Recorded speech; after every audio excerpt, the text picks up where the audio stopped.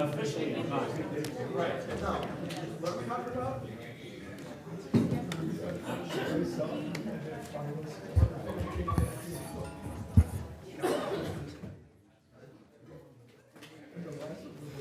Hi. Me too. I haven't met thus far, so Oh, sorry. Hey, Sean.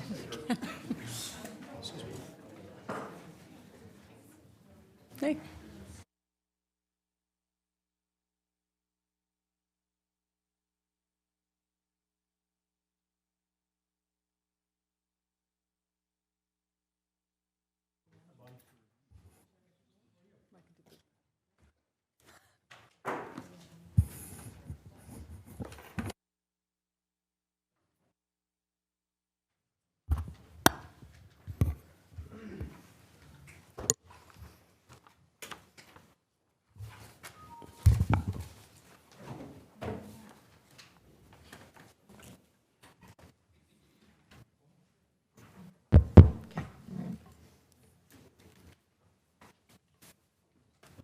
Okay, call this meeting to order.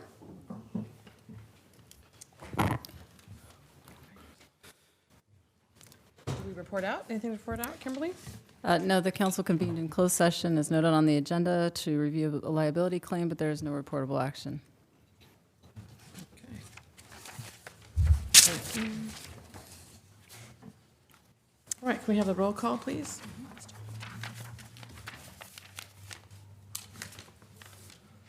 Vice Mayor Farmer, Here. Councilmember Sandu, Councilmember Campion. Here. Councilmember Lozano. Here. Mayor Lamson. Here. All right, can we please stand for the silent prayer?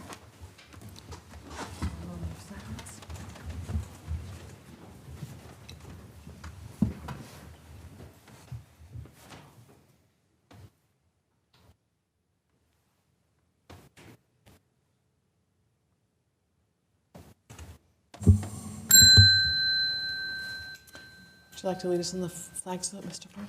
I pledge allegiance to the flag of the United States of America and to the republic for which it stands, one nation, under God, indivisible, with liberty and justice for all. All right, would you like to replay statement? This meeting of the Galt City Council will be cablecast on Metro Cable 14, the local government affairs channel on the Comcast, Consolidated Communications, and AT&T UVerse cable systems. The meeting is closed captioned and webcast at www.sacmetrocable.tv. Today's meeting will air Friday, February 8th at 9 a.m. and Saturday, February 9th at 9 a.m. The City Council meeting videos are also archived on the city's website. A DVD copy is available for checkout from any library branch. Thank you. Are there any agenda additions or deletions?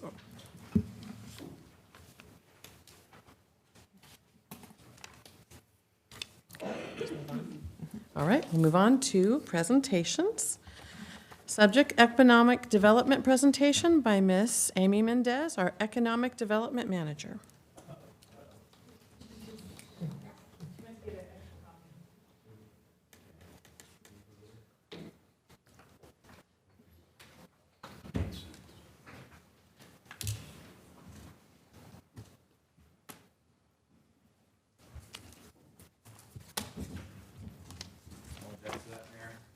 Sorry. We could read the public comment. Should we read the public comment? Go ahead and read the public comment while we're waiting, if you don't mind. Not at all. Under Government Code Section 54954.3, members of the public may address the City Council on non-agenda items. The public comment section is for the City Council to receive comments, except for brief responses to questions. No discussion or action may be taken on any item that is not listed on the agenda. Please limit comments to a maximum of 5 minutes. Speakers' cards are located on the table inside the entrances to the council chambers. Once completed, forward the speaker card to the clerk. Those persons wishing to speak on any item scheduled on the agenda will be given an opportunity to do so at the time the item is being considered. Okay. Ms. Mendez? Sorry about that. No, we'll do it after she does it.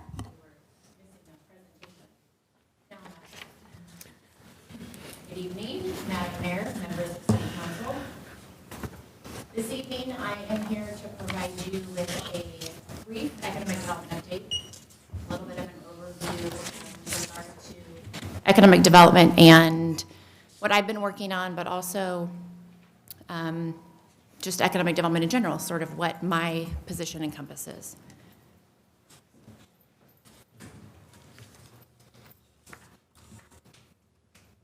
So, special projects, kind of something that really comes with direction from council as it relates to our strategic plan, industrial and business retention, retail attraction, and tonight we have a speaker from HDL, Barry Foster, that handles some of the retail recruitment efforts to really offset some of the time that I can dedicate to these special projects.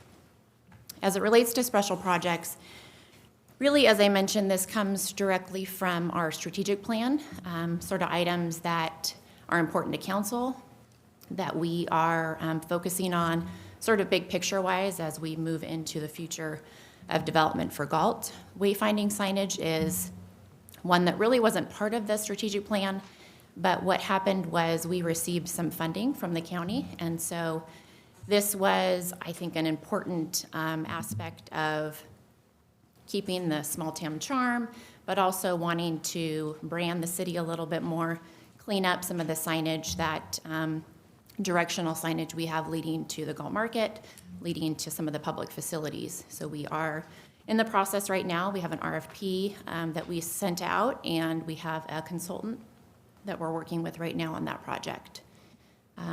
Incentive programs is one that has really become prime in business attraction and trying to bring new businesses into the community.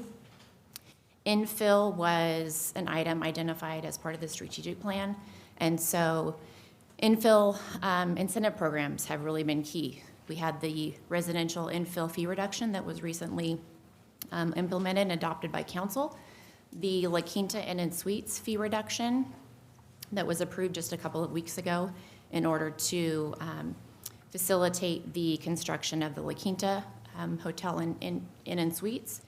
We had the statewide community infrastructure program that was adopted in June, and that really was a financing mechanism for infill development and residential in particular.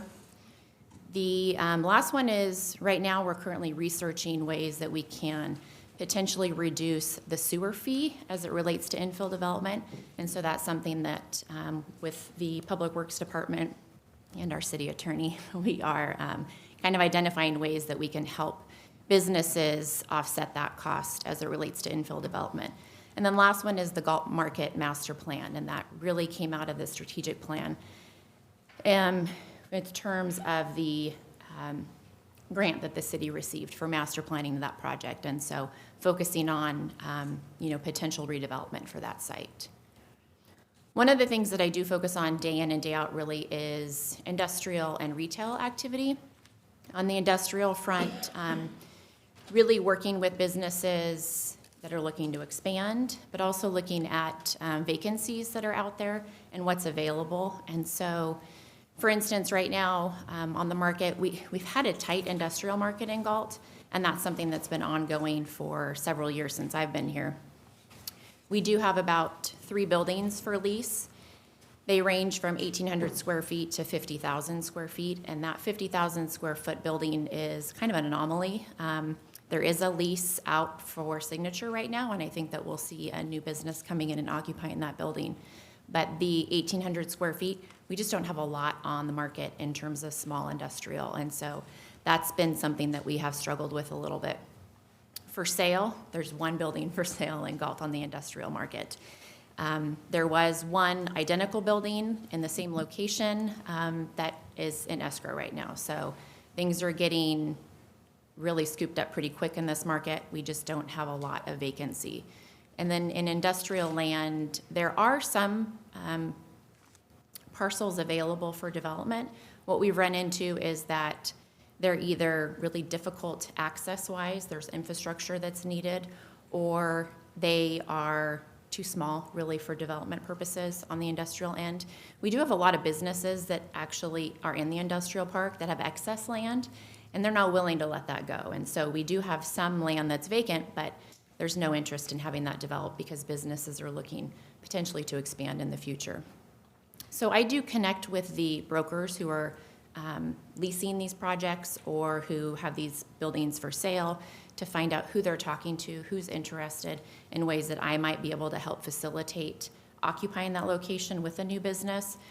We work with community development really on a daily basis in terms of what's allowed in terms of zoning, incentives that we might be able to offer that are available at the state level, and just trying to really make those connections in order to really grow our job base.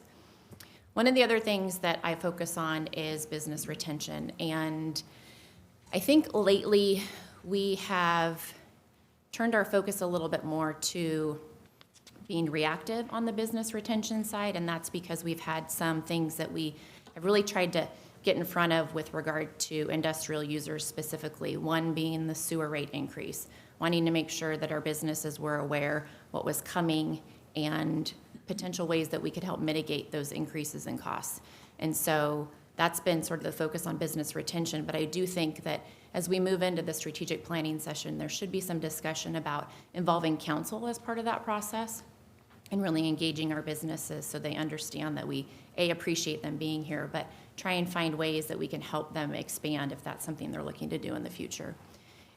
And with business retention, really the focus has always been on sales tax generators. That's a big one for us, wanting to make sure that we can maintain those businesses and they want to stay here in Galt.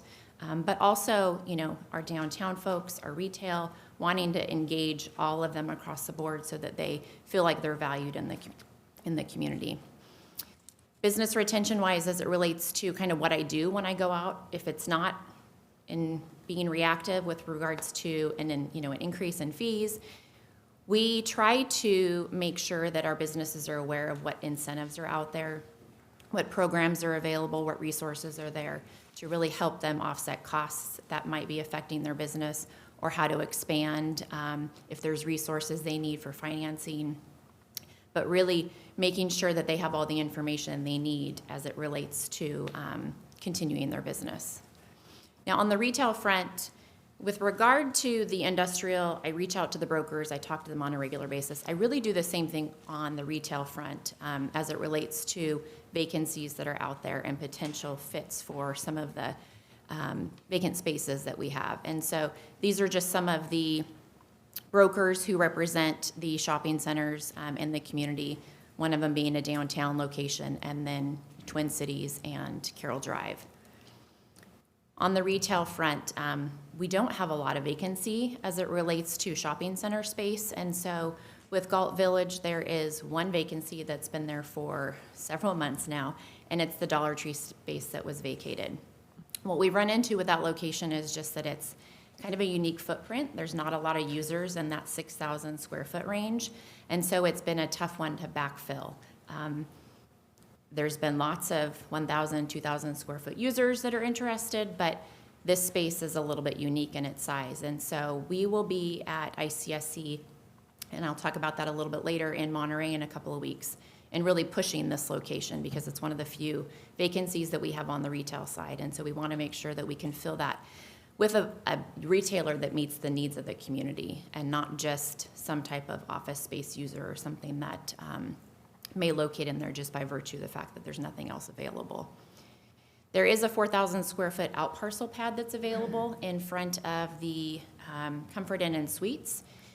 Now that the GNC septic building has been torn down, it's visible. You can actually see the location a little bit better, and so I think that helps us on the marketing side. One of the constraints on that location is just parking. It's tight with parking, and circulation will be a little bit rough. So we're going to have to be creative in sort of who we go after and target for that space. We do have Starbucks that's open, finally.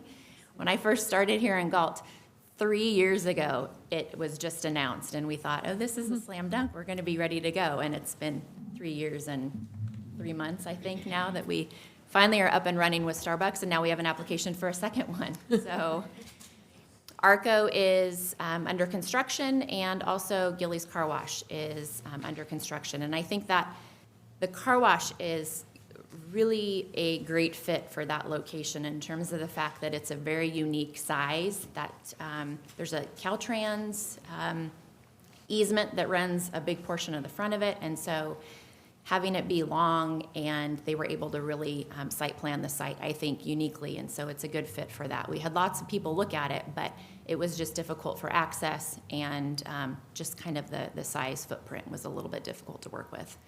On Carillion Corners, which is the Tractor Supply Center on Twin Cities, there is no vacancy. That is completely full.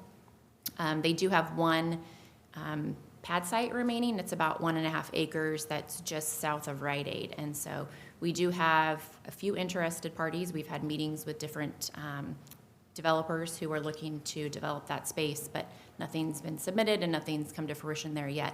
But I do imagine that because of the lack of vacancy, that will be coming within the next couple of months. The same owner of the Carillion Corner space owns the property to the east across Carillion on Twin Cities. That's about 11.5 acres that's vacant. The difficulty with that location, it's a really large retail site, which is great, but you really need an anchor there in order to start that project. And when we talk to different retailers for the Galt area, everybody wants to be on the freeway. And so this is sort of more of a neighborhood center, and there is just not a demand for that large of a space off of the freeway. We do still have the Silverhorn commercial site that we're marketing. It's 45 acres and large retail site. We've been working with the developer for a couple of years now. There's some needed infrastructure out there. One thing that they're really pushing is just to have an anchor for that location, and you're not finding a lot of these big box retailers building new construction anymore. And so that's been a little bit of a hindrance on that property. And it's not a large REIT that owns the site, and so the development on the capital side is a little bit slow. In Old Town, we do have quite a bit of activity, which is exciting, I think, for the Old Town area. The little farmhouse is going to be opening within the next few months, and Papa's and Wings is under construction on C and Lincoln. There are a few remaining storefronts that I think once you start to create that synergy and you get a little bit more on the restaurant side, you'll start to see some of those fill in. With the retail attraction efforts, this is pictures from the ICSC show in Monterey. So the International Council of Shopping Centers show is a kind of a regional show that is for Northern California. And the nice thing about this show, it's a shopping center trade show, lots of retailers and brokers that are there, is that it's regional for Northern California. So most of the retailers that are there and brokers that are there are familiar with Galt. They know where we're located, and it makes it a little bit easier when you're trying to sell a community and they kind of know where you're at, and you're on a freeway and you've lots of freeway frontage area. So we will be, Barry's a consultant with HDL, will be at ICSC in a few weeks in March and meeting with retailers and really trying to get some interest in the community as it relates to fast casual and some of those soft goods users that we're really missing in the community.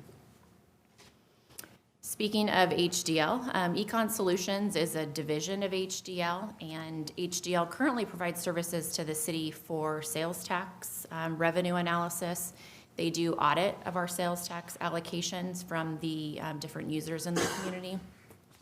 They provide budget forecasts and projections as it relates to sales tax. And they also have the economic development arm, which is Econ Solutions. And so in an effort to offset some of the time that I was dedicating to retail attraction, we brought in Econ Solutions because they do have access to the city's sales tax information. They know what our retailers are generating on a sales tax basis. They also know the leakage that we have, and I think that's something this evening that Barry's going to touch on, is the fact that there is significant leakage in this community. A lot of our residents are spending money in cities surrounding us, not in our community. And that's more because there's a lack of the retail selection that our residents are looking for. And so Lodi primarily is capitalizing off of that. They're Costco, they're Home Depot, they're different users that you don't find here, Sprouts and Dick's Sporting Goods and Boot Barn. those are all locations that people are easy to access from the community. And so lots of our sales tax is actually being spent there, unfortunately. And Barry will touch on that a little bit.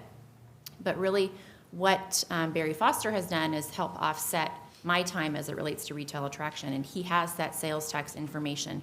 He's able to make a case for the community, sort of an outsider that is looking in to basically tell these retailers and explain to them what the benefits are of coming to the community of Galt.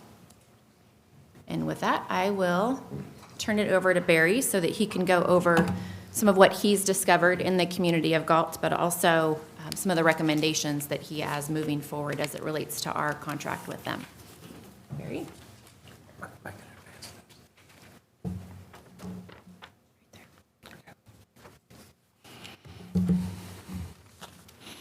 Good evening. Excited to be here tonight and talk to you a little bit about retail attraction and kind of what our company does when we come in and help a city. And it's nice to see some of the things that Amy's talking about in terms of what she's doing from an economic development standpoint. I think sometimes cities focus too much on trying to attract new redevelopment or attract new development and new retail, and they forget to focus on what they have and trying to retain and expand those things. And that's really important for a community, and I applaud her and you folks for focusing on that. You can't just grow, you got to keep what you have too and not lose that stuff. So I think that's really, really important.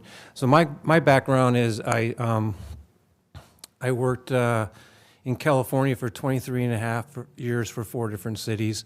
My last couple, I was the Community and Economic Development Director. My last city was a city of 200,000 in Southern California. So been in this business for a long, long time. I went and worked for a number of different developers, and then I've always known the folks at HDL, and they wanted to start up a division of the company to focus on economic development. HDL's been around for 35 years. They're one of the leading sales tax and property tax consultants in California, and they thought this was a good step, was to do economic development. So started up the company a little over 4.5 years ago. We've done work for probably 60 some cities. We're currently working for about 35, 36 different cities, and so we customize a program to really fit the needs of our client, the city. And so we do a lot of retail attraction. So we're doing work all over the city. And so as Amy talked about, we can leverage the database that we have with all that information. We have sales tax information for over 99% of the businesses in California. So we know that when a retailer or a restaurant, we know where their best stores are. And so we can look at trying to match communities to, from a market analytics and a demographic standpoint, and try to cherry pick their best locations and show a correlation to that. And so it really helps to have that database. And so, and we're working with folks all over the state. Last night I was in Walnut Creek, and I'm up in Northern California a lot too, because we have a lot of clients up here. But I had dinner with the vice president for Panera Bread, who's an old friend of mine. We're doing a number of transactions with them, and it's just, when we bring a site to him, he really understands that we've thought about that, and that there is a pretty good correlation to that location. It makes some sense. Doesn't always mean that we get that site, but at least we get an opportunity for them to take a good hard look at it. And so there's a lot of those businesses that we're doing multiple transactions with, and so those relationships are really, really important in terms of leveraging. And as Amy talked about, our role really is to help paint that picture and tell that story about why we think that market and that location is a good one for a new location. So when you're looking at retail, you really need to understand a number of different things. You need to understand the current retail industry. You need to look at the community makeup, and you need to understand what your trade areas are, who your competition is. We focus not only on demographics and rooftops, but we try to drill down and provide those market analytics that retailers are really looking for. They want to make sure that their customer is going to be there and that they're going to be successful. So again, we're trying to tell that story and paint that picture and why we think it's a good fit. And we want to make sure that that the folks that we're talking to are good fits with your community. and that it makes some sense when you look at market analytics and demographics on where they want to be. And so we're working with a lot of these folks all over the state, and so we know what their footprint is. Can we know kind of where they want to be, what makes sense from a trade area standpoint, from market analytics, and try to make those good matches and what's right for a community.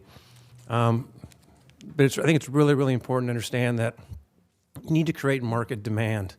You can't just want something. There needs to be some market demand. And so market demand is, the first thing they kind of look for is rooftops.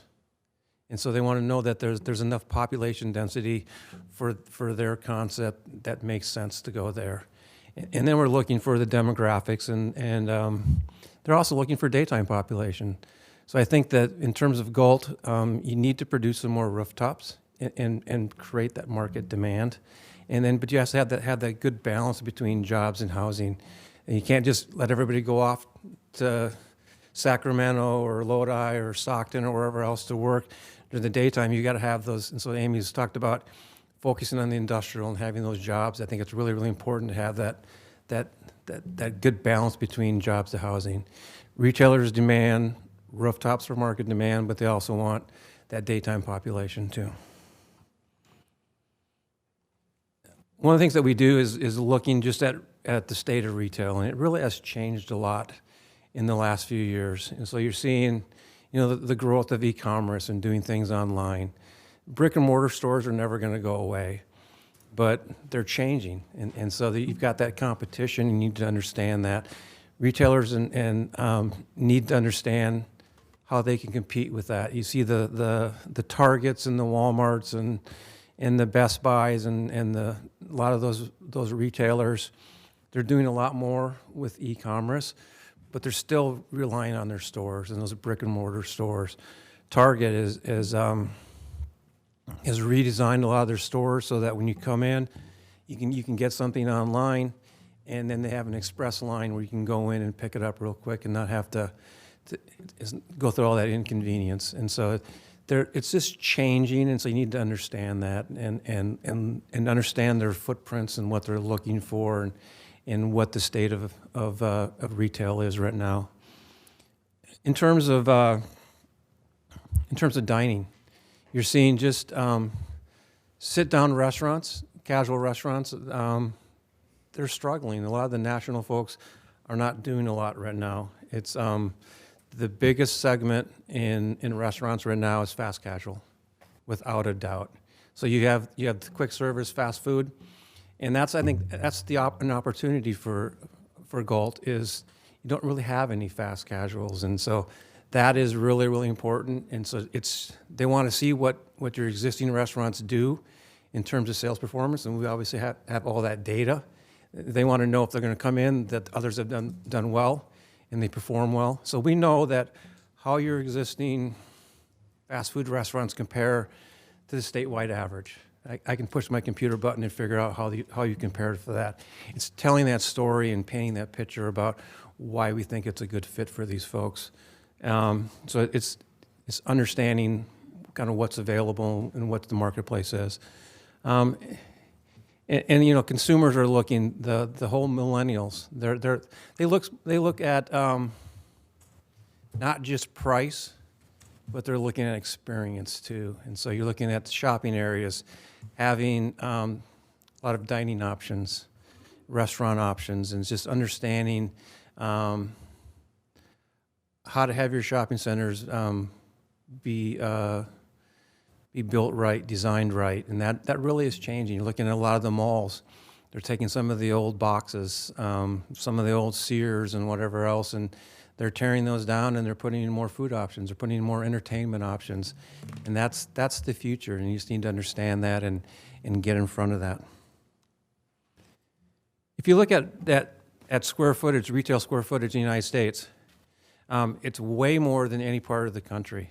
We have a lot of retail space. And so what that does is those retailers are a little bit picky about where they go. They're being a lot more selective about where they go. So they're looking more at market analytics and figuring out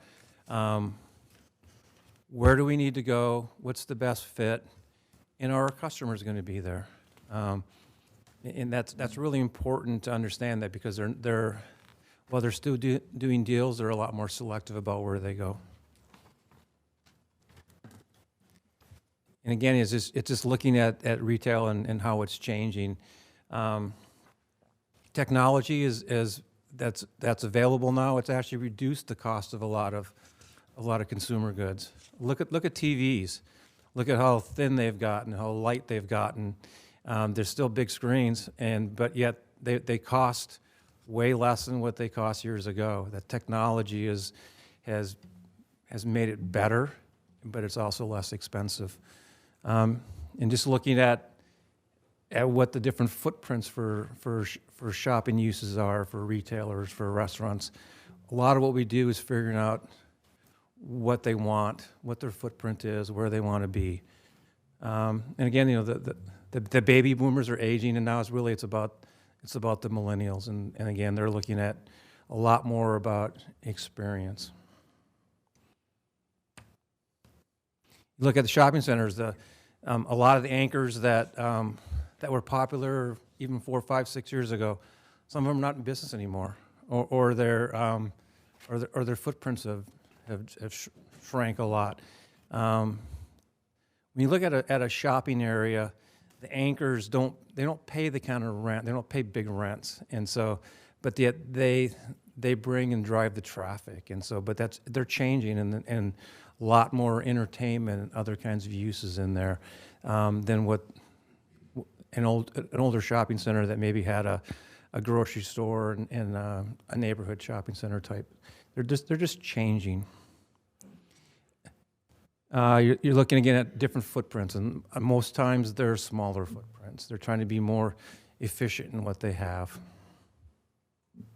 And one of the big things right now, it's off price, it's discount. A lot of those anchors, whether it's Burlington or TJ Maxx, Ross Dress for Less, those are the retailers that are expanding a lot right now.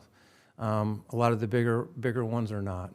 Target is not doing much expansion right now, and they're shrinking their footprints.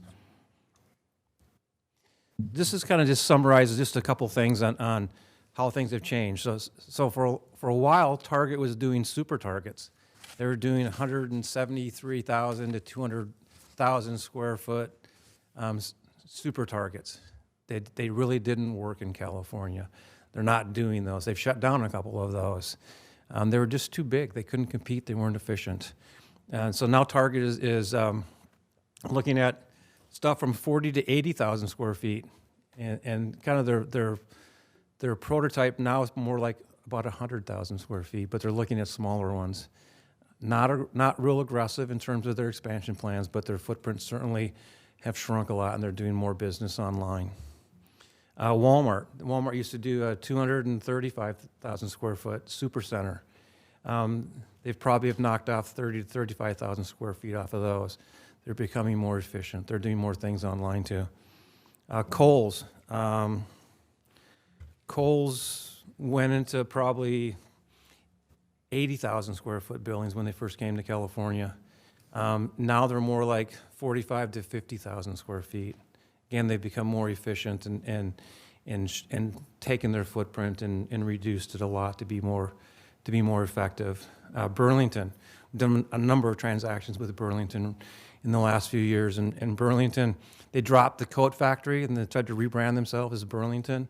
And but they've gone from 80,000 square feet to 40,000 square feet. They can pay a little bit more in rent than what they were before. They've never been great rent payers, but their footprint's gone in half to what it was. When you look at downtowns too, downtowns have morphed into more than just a downtown during the daytime. A lot of them are going into more of an 18-hour downtown area, bringing in a lot more food and some entertainment and some nighttime activity, but also introducing residential components into downtowns or adjacent to downtowns. It's just trying to have more activity so it's not just roll everything up at 5 o'clock. So there's a lot of folks are trying to produce more of that mixed-use environment and looking at creating more of a vibrant environment. And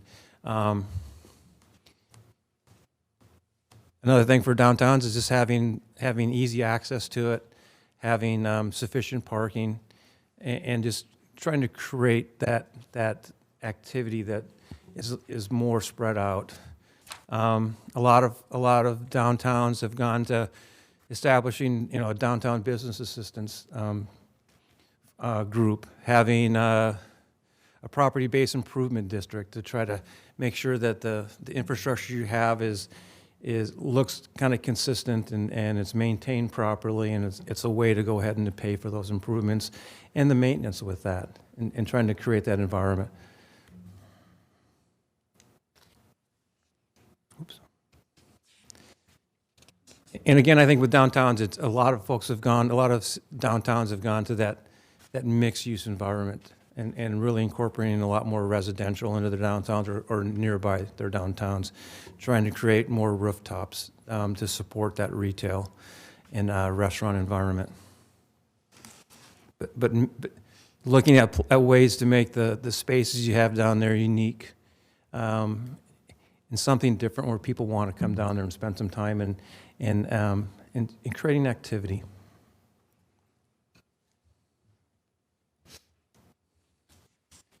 So some of the things that we do in terms of retail is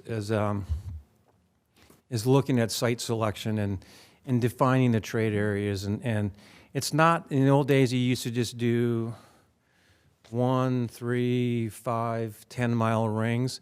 Now it's more about drive times. And especially in these kinds of areas where you have hills and other things, it's drive times and looking at establishing those drive times. And our software has the computer program will go ahead and it will specify that drive time for you. But looking at the shopping center, what kind of shopping center it is, a downtown area might draw from a greater drive time area. A neighborhood shopping center is going to have a shorter drive time period. It's looking at what that retail environment really is and what you're trying to draw. So we also do, we call it Insight Market Analytics. It's a program that we offer that it shows demographics. So that's rooftops, that's average household income level, that's ethnic makeup, all that. But then we have another program where we do, it's a household segmentation profile. It's psychographics. More and more retailers are trying to look at just beyond just demographics, but looking at kind of the life stages for people and what they're spending their money on, what their life stages are. And so there's a lot of retailers that are looking at certain segments and wanting to understand that. We also do an employment profile to show so the demographic composition shows rooftops. And so the employment profile shows daytime population and shows who's in your community during the daytime. And so showing that jobs to housing balance. The last thing that we offer up is a consumer demand and market supply assessment. And we're going to show that in a little bit, but that shows that what people are spending their money on in your trade area, what they're able to spend in your trade area, and then what's leaking out. And the leaking out is going to other communities. And so from a city perspective, that's obviously lost sales tax revenue. And I always look at that as kind of the glass half full. And when we're looking at who we think we should target, we can go say, these folks they're spending their money, but they're not able to fulfill it within that trade area. That's an opportunity. That's something that you should target and try to get that. And so you have opportunity with that leakage. And again, it's understanding what retailers require, what they want, where they want to be, what kind of trade areas they want to be in, and what kind of market analytics are they looking for. So we define the trade area and we try to analyze the market and really understand the trade area, look at the drive times, and be able to paint that picture and tell that story. So this is this is what the demographic report looks like. So it's the first report in the Insight Market Analytics. And so it's really understanding the community, and it looks at your drive times, and then it looks at population, ethnic makeup, average household income level, households, all that, renters, owners, and understanding that. And this is the consumer demand leakage I talked about. So you can see here, when you're looking at the first trade area in green, so that's a drive time. The column, the first column is what they're spending their money on in that trade area in those different product types. And there's 31 different product types. The second column shows what they're able to spend, what they're spending in your trade area. And then the third column is what's leaking out. And again, you can see in this category, there's a significant amount of leakage. That's lost revenue, obviously, but that's opportunity. And so that money is going to Lodi, that's going to Elk Grove, that's going to Sacramento or someplace else, because they're not able to spend their money within your trade area. And that's pretty consistent in the 3 different drive times that we looked at here. Another thing that we do is a void analysis, and so we've got a software that has about 1,100 national retailers and restaurants in our database. And to be in there, I think you've got to have 4 different locations in California. So we're taking that 1,100 and we're trying to get it down to about a page or so and try to fit it to what we think works with the market analytics for a community. But then more importantly, what works with the building types and the kinds of development that can occur here. And then because we're working with a lot of these folks, is understanding where they want to be, what kind of trade areas they're looking for, what kind of opportunities they're looking for. Then we have contacts and all that.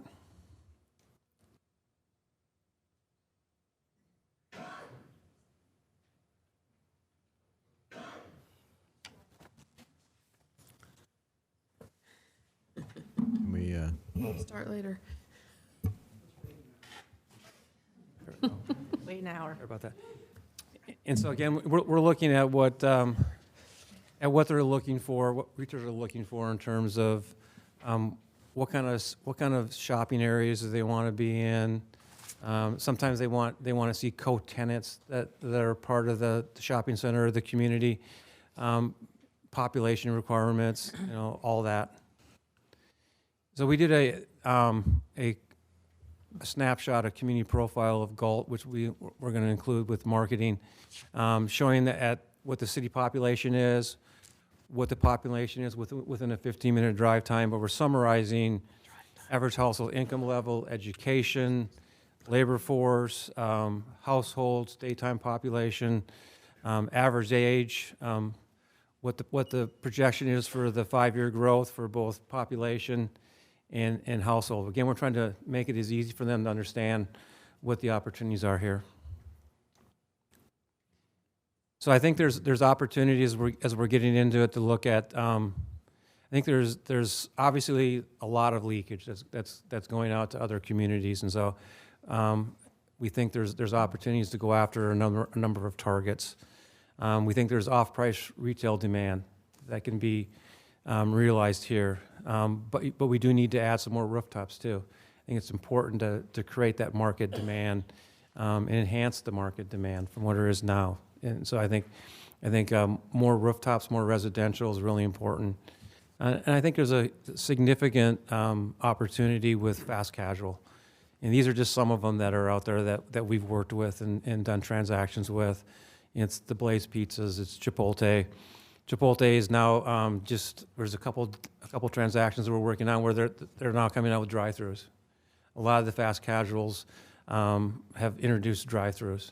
It offers more convenience for people, but it also allows them to take that drive-through and probably increase their sales by 15 to 20 to 25%. Sometimes that's the difference in whether they can do a location or not do a location. Panera Bread, almost all their new locations, unless they're in very dense urban areas, have drive-throughs, and they can produce another 25 to 30% of their business through drive-throughs. They're actually relocating a couple that I've done years ago and building bigger store footprints along with drive-throughs. Habit Burgers, a lot of the new Habit Burgers have drive-throughs too, and so I'm not a big drive-through person. My wife is the complete opposite. If there's not a drive-through, she's probably not stopping there.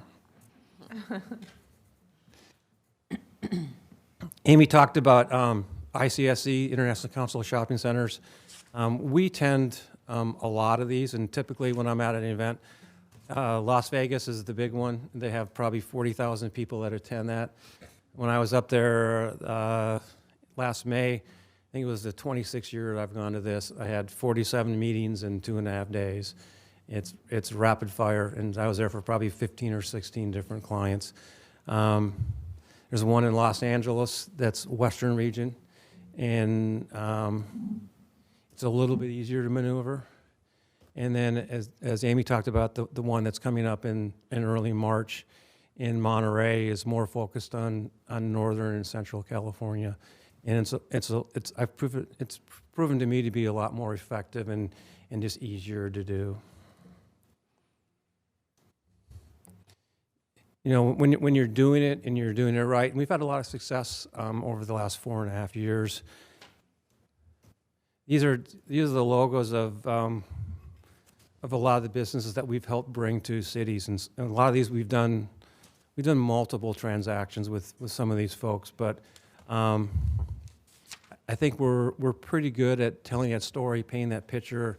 We have the relationships, and so we use folks like Amy to really understand what our opportunities are here locally, but then we're going to try to then make the connections and tell that story and paint that picture at these ICSC events. Those events are opportunities to kind of get your foot in the door, and then you just need to follow up. And so that's all you're looking for is to try to get your foot in the door, and then try to really paint that picture and tell that story. We've been pretty successful. It's a small city in Southern California on the way to the Coachella Valley, Banning. It's about 25,000, and they're in Beaumont, which is right next door, is about another 25,000. So it's about 50,000 people. We worked with Banning to do a closed Kmart, and we were able to put in. It's over on the left. We were able to put in a Hobby Lobby, a Marshalls, a Party City, a Big Five Sporting Goods, and then a pad with a Chipotle and a mattress firm. And it really has helped stabilize that shopping center, which is right off the freeway, off the 10 freeway. But it's that center has got an Albertsons as an anchor. It has a Rite Aid, but having that go dark really was starting to affect that shopping center. So we were able to work with a new developer that came in that we had a relationship with to really help stabilize that center and bring those new uses in. Another one is Diamond Bar. Our office used to actually be in Diamond Bar. We just relocated to Brea in Southern California, but Diamond Bar had another closed Kmart. And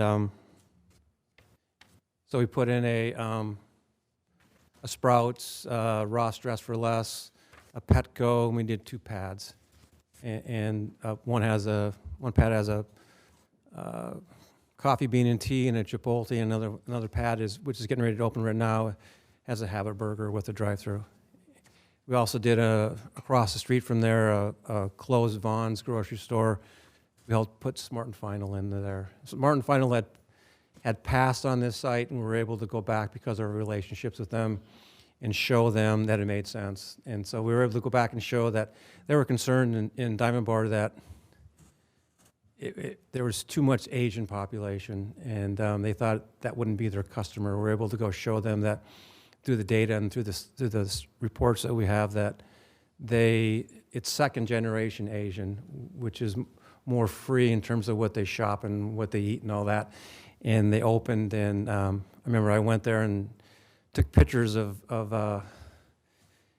female Asian customers out with just shopping carts full of stuff, and so they've done really, really well there. But we were able to tell that story and paint that picture and get them to consider this location, which has proven to be very successful there. You know, our team is, we're just bringing on a fourth person now to help work Northern California. So when she comes on board, we'll have 4 people with 100 years of experience. All of us have worked for cities, and so we know what it's like to work for a city. So even though we work in the private sector now, we understand that, the dynamics of working for a city too. We've done work for over 60 cities. We're probably working for 35 or 36 right now. But it's a lot easier to do it today than back when I started doing this. The software capability that we have, it really is amazing to see how you can do things now and really help tell that story and paint that picture and show these good matches. So with that, I'm also happy to answer any questions. I have questions. So I was taking a lot of notes on your presentation just to kind of put my thoughts down. You know, it's interesting. Your firm will do, you know, all the research that you do and provide all this data, but it seems like I just wonder how much input you get from the community, though. And I say that because, you know, your opening statement, you said that it's important to focus on what we have. But yet, the presentation pretty much just talks about all the things that you think that we need. Like, I mean, we get that a lot. We get, and the citizens will attest to this, we get our city government always saying, hey, we're going to be happy to get you a Target, or we're going to be happy to get you a this or that. And I'm not saying that those people don't want that, but what I'm saying is there's a big missing component to all these things. And Amy Mendez and I have had conversations, and I think she would agree with me on certain aspects of this, that it's important to get input from the community. Because I can go to someone and say, would you like to have a Target here? And they go, yeah, that's great. And I say, okay, but we're going to have to have 8,000 more people to do that. And they go, oh, you know what? Well, actually, I'm okay with just driving to Lodi still. So, I mean, I can tell you that it's interesting. There's a topic going around on Facebook this morning. This lady's thinking about moving to Galt. And she was asking people how they like Galt and what they like about Galt. There's about 200 comments on there right now. And I can tell you pretty much every single comment on there, like 100%, is we like Galt because it's a small town feel and charm. Yes, we're missing this, and yes, we can't shop for this or that, but we're okay with driving to other towns. So you're talking about the consensus of the community, the citizens. This is what the community wants. So I'm not sitting here saying that we don't need, I understand the sales tax leakage. I've looked at it myself. I know that Lodi has about $15,000 per capita spent, and Galt has about $5,000. So we're about a third of them. So Lodi, for example, and you mentioned Lodi and Elk Grove, that they have all those things. But you know, there's also a lot of things that Lodi and Elk Grove have that Galt doesn't either, and that's traffic and congestion and crime and all of that, and the things that people say that they don't like and they try to get away from when they move to Galt. So you also mentioned that it was a balance between houses and jobs, and that we need more rooftops, that you say we need more rooftops. Well, first of all, Galt's a bedroom community, and I think you understand that because you've done your data on this. So the problem is that a lot of our people work out of town. So I think, you know, it's important as we form our strategic plan that we need to be really focused on trying to bring more industry here, because I would bet that probably the population of Galt probably drops as high as 20% during the daytime hours from people that leave the city and then don't come back until night. So you're losing that. I don't think that we have probably around 2,500 houses green lighted to come in, you know, when we develop out everything that we've been improved right now. So that's about 8,000 people using the 3.2 people per household. 8,000 people is a 30% jump. That's 33,000 right there.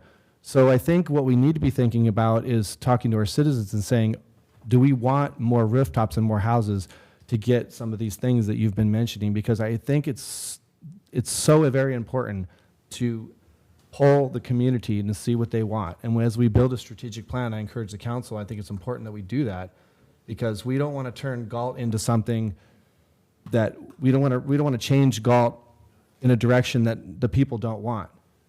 And so, again, it's, if someone, you know, is asked if they want something and they say, yeah, we want that, but if it comes at a certain expense, people are gonna have to decide. And I'm not telling you what they'll say, but I'm saying they will need to be put to that decision, and you citizens that are out there and they're watching on television will need to understand that with things come a cost. And so if that's what you want, then that's what the council will do for you, because we're ultimately up here acting on your behalf. So Amy and I have talked about this, Chris and I have talked about this, but I think it's important that as we go forward on our strategic plan, that we incorporate input from the community on a very high level, because ultimately they're the ones that live here and live here for certain reasons, and we need to make sure that those reasons are protected. You know, I absolutely agree with you. I think getting that input from the community is important.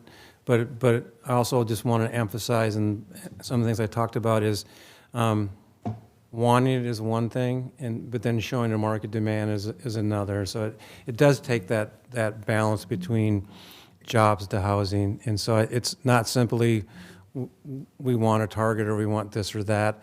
It's you need to show that market demand, and that happens through new rooftops, but also having more jobs, having that good balance to housing. So I think you mentioned 2 cities up there. You said that you were very successful with. You said we were able to get a Chipotle, and I think I forget the other businesses you were able to get for them, but one was the Bannon.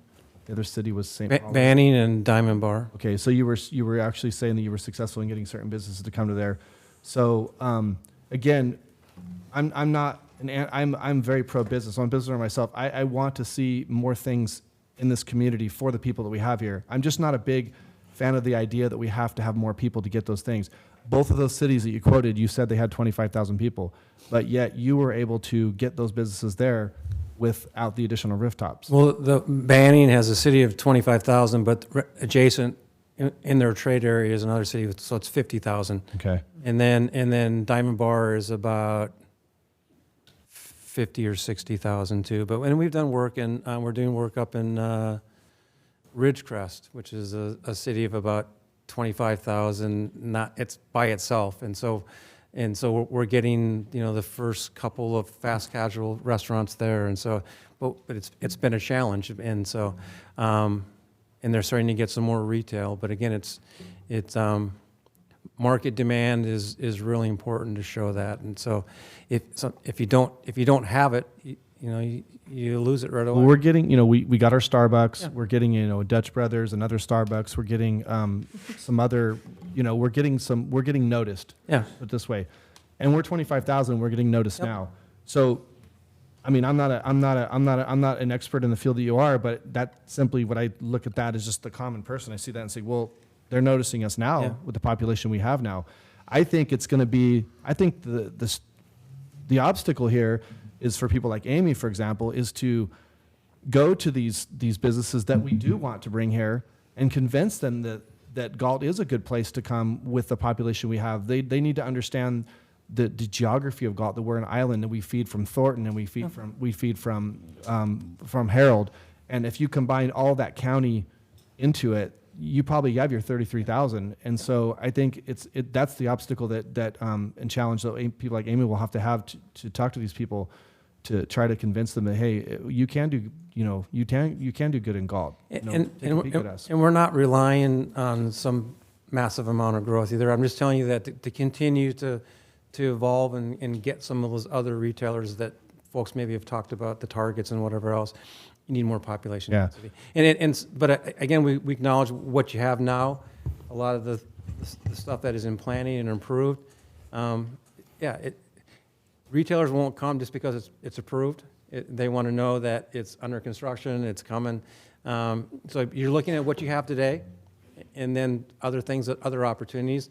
That's added gravy. I think the big opportunity is to look at some of those fast casual restaurants, and a lot of them are coming back and looking at communities like Galt with a little smaller population. They're looking at that they probably wouldn't have looked at. Panera wouldn't have looked at a community like Galt and some of those with that kind of population base 2 or 3 years ago. But now they're coming up with little Panera went from 2,800 square feet with no drive-throughs to 4,300 square feet with a drive-through. Now they're coming back. Los Banos, they're looking at, Panera's been looking at a location there for a while. So is Chipotle. And, but they're looking at a little smaller footprint. But they wouldn't have looked at that 2 or 3 years ago. And now they're kind of coming back and looking at it. So totally understand what you are right now. And that's what we're going to try to sell. But like I said, it's important that, you know, we have a business, for example, you talk about Panera Bread. We had a deli in Galt. She was here for 5 years, okay? We would literally get people walk in there on a daily basis and say, I didn't even know you were here. How long you been here? So there's businesses, you're talking about sales tax leakage, and it's not just leakage because of certain things we don't have. It's leakage because our population doesn't understand what's here, and I think that our city, and I think the council is failing them and is failing those businesses by creating, you know, whatever it takes to get people to know that those businesses are down and working with the existing businesses to try to make them more successful instead of just saying, you know, oh, we're just going to abandon you. We're going to focus on getting the new guy here. So I think, and Amy understands that. We've had this conversation. So I think it's important that we can't forget the people that are here now that have been holding the torch for all these years. And we need to be focusing on quality, not quantity. That's kind of, you know, and last statement here, and I'll wrap this up because I know people are tired of hearing me talk probably, but, you know, yeah, I saw those logos on that board up there, and I'm thinking, if we had every one of those logos on that board come to Galt, we won't be Galt anymore. So it's important to remember that. And I'm not suggesting that all those will come here, but it just kind of shows you some of the things that we've done. But I totally agree with you that there needs to be a good mix between national and more entrepreneurial mom and pops. And as I said earlier, I think it's fantastic that Amy and Galt are focusing on what you have, trying to keep what you have, trying to expand what you have. It takes a good balance of that. You don't want to be all national or regional. It takes a good mix, and I think you do have a good, unique mix. And we don't do that. I mean, but certainly what you are doing, and I applaud you for that. Thank you. Thanks for information. Anybody else have anything? I just have a couple of quick comments. First of all, thank you for the presentation. It really was informative about what other cities have done. But I do want to say a couple of things and reiterate a couple of things that Sean said. Vice Mayor Farmer said. For me, looking at this, I look at the leakage, I look at the housing that we already have approved, and I look at the retail opportunities. I firmly believe we need to continue to work with our local businesses, as Vice Mayor Farmer mentioned, and try to help reinvigorate them as this slow growth happens, keeping in mind that we do have the retail, we have the sales tax leakage to other communities. So I think it's, in looking at these things in isolation, you can't look at them in isolation. Housing is going to be developed based on the general plan, and history has shown us that it's very slow.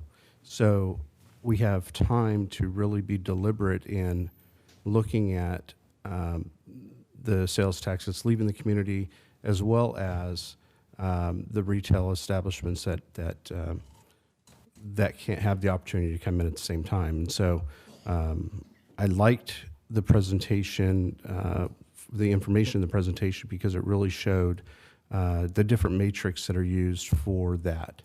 And it was real informative to show how it's not just rooftop, it's daytime population. It's, you know, I would submit that we lose much more than 20% during the day. I think my whole neighborhood works in different communities. So, and so is the answer really bringing in, you know, businesses that will bring jobs at the levels that our residents are currently working? I don't know, but I think that as we move forward and we start helping our local businesses retain their prosperity here in the community, that we really need to continue to look at that.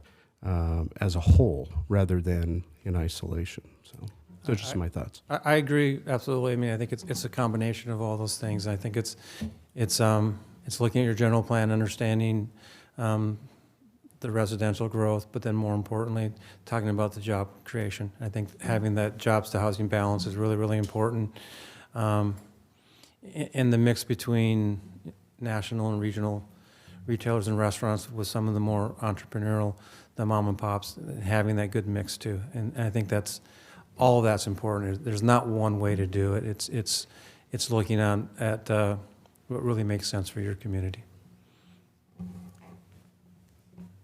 was just going to, I mean, I think back to what this community was when I first came here. It was a population of 5,000 individuals. There wasn't a shopping center, there wasn't a fast food, there wasn't a traffic light. And, you know, what it shows is that, you know, communities are dynamic. They change, and they change with time. And part of that does include growth, whether it's moderate growth or fast growth, but there is always going to be growth. And if there isn't growth, communities stagnate. So you've got to look at, I think, a balance between what the values are that attract people to a community and retain those individuals as well as businesses, but you've also at the same time, you can't have blinders on to what opportunities are out there that will benefit the community.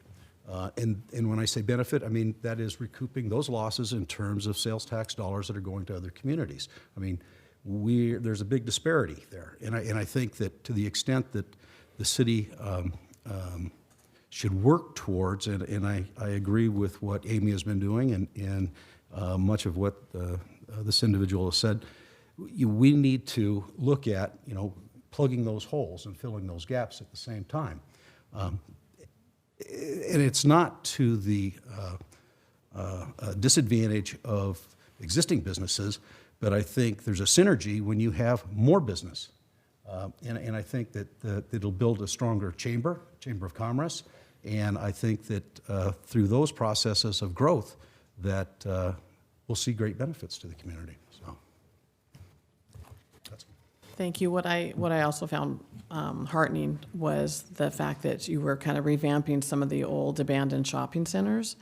And so that helps with the blight and everything and with smaller things. So that's quite encouraging. And Yeah, and I think Amy touched upon it too, is some of the opportunities that she talked about for some new shopping areas. Some of those anchors that you really need to have for a shopping center, it's tough for them to make economic sense to do something right now. While times are getting better, construction costs are going crazy.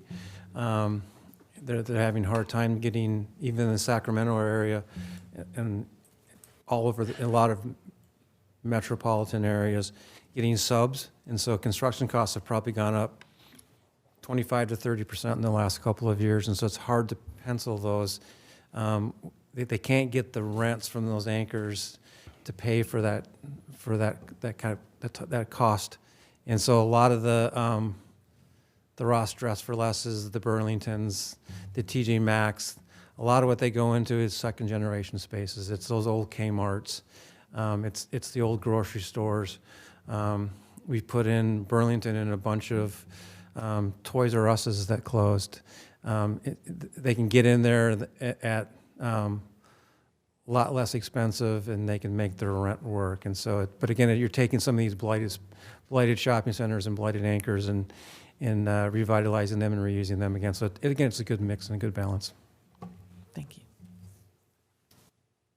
I think, too, in closing, I just want to mention that there's been discussion internally about trying to understand what the community is looking for as it relates to fast casual restaurants or soft good users or who we're targeting and having an intent behind it. It's not just a shotgun approach. It really is us looking at what the community is interested in seeing here. And so I have experience in other cities doing surveys, retail surveys, and this might go beyond just a retail survey, but including the community as part of that, an online survey of, we did something similar with the Youth Commission, but doing this on a larger basis with the entire community, whether it be through water, utility bills, or just something online to sort of gauge what it is that, our residents are really looking for. I know they don't want another McDonald's, and I know they don't want another Taco Bell, and so how do we, get a pulse on what the residents are really looking for? And then you have something to measure against as you move forward with economic development to show kind of the successes that are there. So that is something that we've talked about internally, maybe focusing on to try and at least get some input from the community. So. I like the idea of the survey. You and I spoke about that. But I also think we got to make sure that the survey is dynamic enough that people understand. We can't just say, would you like this here, or what would you like here, and that be the only question. You have to say, what would you like here? What would you like to see here? What types of businesses? And then you also need to say, would you be willing to have your community be this in order to have that? People have to understand, the big picture too. And because look, if the citizens come to me, if we did a survey and the people come to me and say, Councilmember Farmer, we want Galt to be 50,000 people and we want all these businesses, I'm going to make it that way because that's what they elected me to do. But I want to be sure that they understand what they're asking me to do. Well, I think a And lot so of I this think it's plays important. into the strategic plan and sort of the focus of the entire council and how we move forward as it relates to economic development. So everybody's in agreement as we move forward, kind of big picture wise, with economic development, with retail, business recruitment, job creation, type of activities. So that's something I think that we definitely will kind of be speaking of when we go through the strategic planning process. So. Thank you. All right, moving on to public comment. We already had that read while we're waiting for Ms. Mendez. So I'd like to call Sarah McFadden to the podium to talk about a teen center. You can clap, it's okay. Hello, I'd like to quickly introduce myself. I moved to Galt when I was 11 years old, and I've taught piano lessons to hundreds of children and teens and adults over the past 26 years in Galt, including Donna Settle's son. And for the last several years, I volunteered as the middle school choir pianist. I'm a mother of 4, and my oldest daughter is in college. My son's in the Air Force, and my 2 other children attend Galt High School. So I'm speaking to you today because Galt teens need a safe place to hang out after school where they can be themselves, feel loved, supported, and empowered to succeed. I created a Facebook survey, and 82% out of 145 participants believe that a teen center in Galt is needed. 13% said maybe, and only 4% said no. 90 people who took the survey are interested in volunteering their time on a regular basis. That's 62% who are not only supportive, but they're willing to actually sacrifice their time to help. An Ohio State University study has revealed when children belong to a youth club, they gain a stronger sense of who they are as a person. The study suggests that even small improvements in self-concept go a long way toward keeping children out of trouble. Participation in after-school programs have been associated with reduced drug use and reduced criminal behavior. Over 15 years ago, the Galt Boys and Girls Club was closed down for unfortunate reasons. Hopefully, we can focus on the current needs of teens using oversight and transparency to provide a safe, fun place for teens to be. Our vision of a teen center in Galt will not be possible without the support of City Council. We would like to open discussion with you as we develop ideas for a teen center to make sure that we begin in a way that has your support. Ideally, we would like to have a liaison that can meet with us on a regular basis and then report back to City Council, though we are open to whatever method you suggest.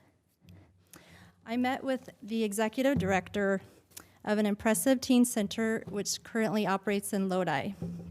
So I would like to pass out their brochure and registration membership form, if that's okay.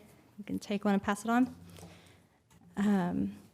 The director of their program is very excited about the possibility of partnering with Galt to open a teen center here. She's confident that if we have a building that either the city provides or we receive donations for, we could build a similarly successful program. What we need most is a building. I have looked at many possibilities, but realized that we first need to receive endorsement from City Council before we continue this endeavor. I hope our teens, the future of our community, will also receive the type of support other groups receive from our city. This is a social investment that can have lasting effects. We have donors and volunteers in place and will seek support from local businesses. I personally do not have all the necessary skills to make this project a reality, but I can help organize a board and mobilize volunteers who have the skill sets that are required. First and foremost, though, we need a building and the support of City Council. As my high school son constantly worries about his friends and their challenges, he said to me, "Mom, we really need to make a teen center happen, and this will help motivate me more than anything." I will leave you with just a few comments from our community. One of the participants of the survey said, "When I was a kid, we had one. I loved it. Had a mentor, assisted with homework, a piano that we taught each other to play, a soda machine, and volunteers bought food now and then so whoever was hungry could eat." Many people stated, "Very much needed." And another person said, "Fight for it." And lastly, one said, "Don't give up," and I don't intend to. Please consider the need for a teen center in Galt and advise how we should move forward. Thank you.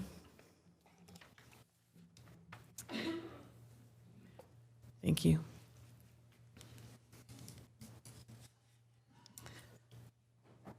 Mary Jo Schroeder.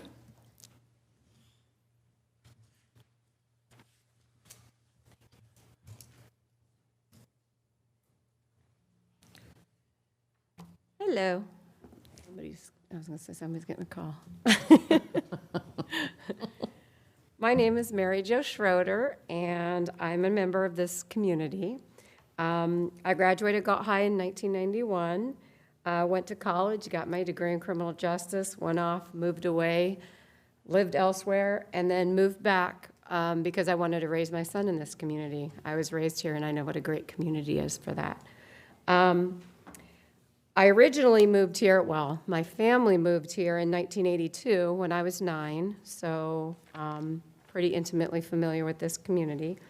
My family's been very involved with this community in various ways since we got here. My mom was a member of the Arcoe School Board out in Herald for 14 years. My dad was involved with the Galt Area Historical Society. He actually mowed the lawn out at the Liberty Cemetery for many years till his death. And then my brother and his family are very involved in Liberty Ranch High School. They both teach there and coach in various capacities. My son is currently a junior at Liberty Ranch High School.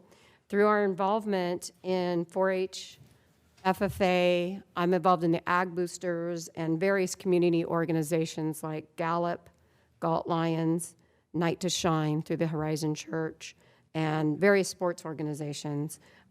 We have come into contact with many teens in this community, and we can definitely see a need for a teen center, kind of a hub for kids who aren't parts of the organizations I just mentioned, you know, like FFA and sports, things like that. Although the teen center would be good for those kids as well. I wanted to speak to my level of commitment to this project because it's something that's been on my mind ever since I relocated back to Galt, that I know that there was I don't know what happened with the Girls and Boys Club and all that, but there's definitely a void there now. And I don't just say that because I think so. I hear kids say it. For me, that's enough to motivate me to step it up and do something about this thought, this feeling I've had for a long time. One thing you have now that's got me motivated is Sarah and John McFadden. They are extremely dynamic individuals. They're kind, they're loving, they're fantastic examples of what every kid should attain to be in life. And them being involved in this makes me want to be part of it. They will be exactly what our kids need, even if they're just the individuals that are in that center when the doors are unlocked to vent to or bounce their ideas off of or whatever. But they're not just going to be that. They're going to be members of the board of this teen center. They're going to be the ones that find the fundraising, and I as well want to be a part of that and have committed to them to not just be somebody who unlocks the door and shows up, but somebody who's involved in all levels.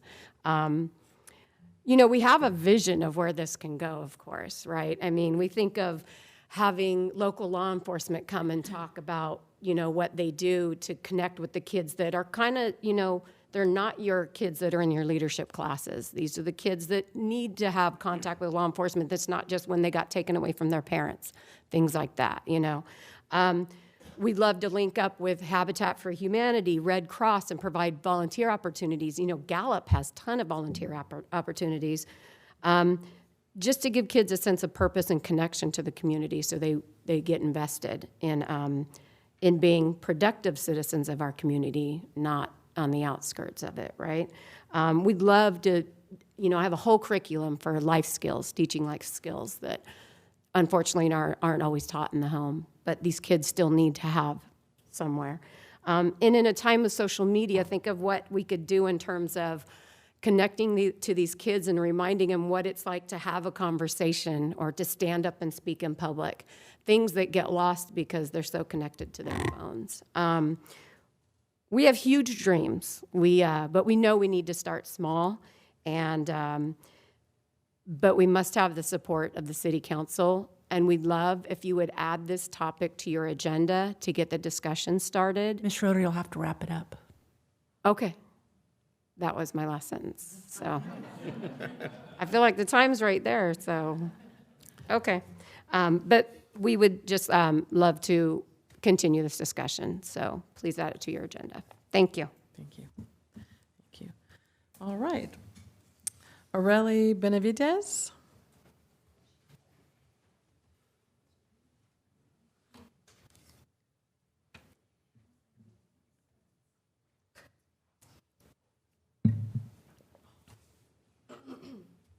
Good evening. I would like to introduce myself. I'm Aurelie Benavides, and I go to Galt High. I'm actually ASB president, so I am one of the students that is involved heavily with leadership. First and foremost, I would like to read a letter written by our vice principal, Mr. Posey, to be read here at this meeting. To whom it may concern, I have a deep history in Galt, and I am lucky to be an assistant principal at Galt High School. I interact with teenagers every day, now more than ever. I believe that teenagers need activities, hobbies, positive role models, and other positive influences. Sports work for some, and academics work for others. Many youth in general need an additional motivation and opportunities to reach their full potential. I have become familiar with the Teen Center in Elk Grove in recent years through a friend of mine on the board of its organization. They serve dozens of kids per day with a place to do homework, socialize, and provide positive adult influences and mentors. In total, they serve hundreds of youth in Elk Grove in a positive way. I believe that the youth in Galt would be served well with all of the opportunities that a teen center could provide. Please feel free to contact me with my personal cell phone. So to start off, I only have 3 minutes left, but I've only been familiar with Galt for the last 3 years. I'm from Acampo, and so this is the first time I've ever really had to socialize with other kids that are not from a rural area. And I feel that it is vital to have a place where students can feel comfortable and free to express themselves in a normal, natural way that they can't necessarily do at Galt High or even just at Liberty. There's not a lot of opportunity for that to happen and for growth to basically be instilled in us and have an idea of what it is to have a family or to have a group of people that supports you that are not just teachers or people that you're not familiar with, like authority or like, you know, parents. A lot of us, including myself, don't have figures in our lives to support us, and to have a place to go to and call it home or call it just a place where you feel safe. Because a lot of us don't have places that we can call home or that we can feel safe in. And what I don't understand, that we have council meetings to talk about the economy in Galt and have places to be brought here, businesses brought here to support our economy and to make more money for Galt, but we don't have things to support our youth. We don't have things to encourage our youth to be better than what they are. We have a huge problem with drugs and crime that are normally just in young kids that aren't really doing anything bad, but it is involving drugs. It is involving smoking weed behind buildings or doing bad things that aren't right, and there isn't a place for them to go other than to do those things. And I don't think that that's right. So, in conclusion, I think that it would be very important, and as a student, as a person that doesn't always have a place to go, I think it would be vital for the council to put that on an agenda. And I think there's plenty of kids in Galt that would benefit from this and that would spend countless hours in a place for themselves to apply themselves and to have support, whether it be in academics or just in life lessons in general. Because myself, I feel like I can't concentrate at home. And if I had a place to go to do my homework or to feel that I could succeed in something, that would be fantastic. And I know that there's parents in Galt that would support something like that, but they don't know where to begin. They don't know where to go, and that is why I am so grateful to have a family like the McFaddens that they are willing to take the first step, and they're willing to step forward and say, enough's enough. There's enough kids in Galt that are addicted to drugs or don't have a place that they can feel supported in their mental state because there isn't enough awareness about that. I think addiction is a big problem in teenagers in Galt, and I don't think that there has been enough attention paid to that by adults or by law enforcement or by teachers. I think that is something that is swept under the rug, and I'm quite frankly tired of that, and I think that it's very important to have a place like this. So thank you for your time. Thank you.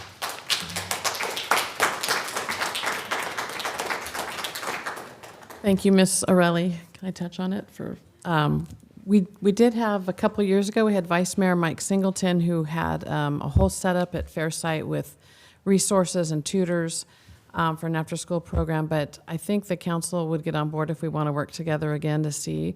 Vice Mayor Farmer wants to work with that, and anybody else, and we'll start the process and see, before we get it on the agenda, get some things going. Is that okay? Okay. And now?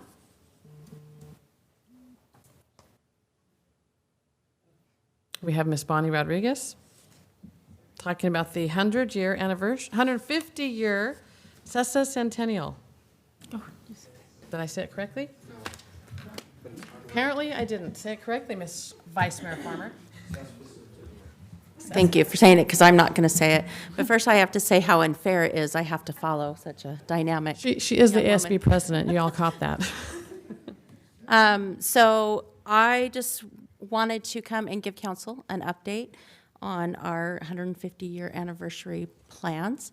The committee met a couple weeks ago and discussed some options and some plans, and I think we're looking toward September for a big event. I do have some updates, so even for our committee, that just happened yesterday. But first, I'd like to pass out something to each of the council members, and I had requested a set for each staff member, so I'm sorry I don't have enough. You'll have to fight over them, but really quick.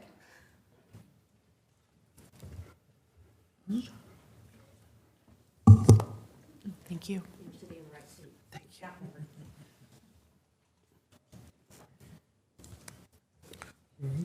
You want to get me? Here's her cell number. If you want to write that down. So in your hand is our examples of some banners that we are proposing. We're working right now with city staff. We're looking forward to continuing that relationship where we would like to propose a banner program throughout the entire city. These banners are celebrating the 150th year. The proposal is to bring it before council, for the city to purchase banners, and also for businesses, organizations, individuals, families, anyone to sponsor a banner, similar to the military banner program. But there's something to unite our entire city, so both sides of the freeway, both east and west. We're excited to be one of the main, a very visual program that will unite both sides of our city so that everyone can see that we are a united town.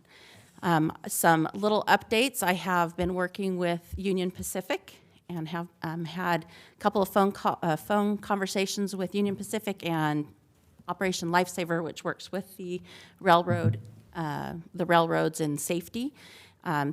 September happens to be Railroad Safety Awareness Month, so it fits right into their plans.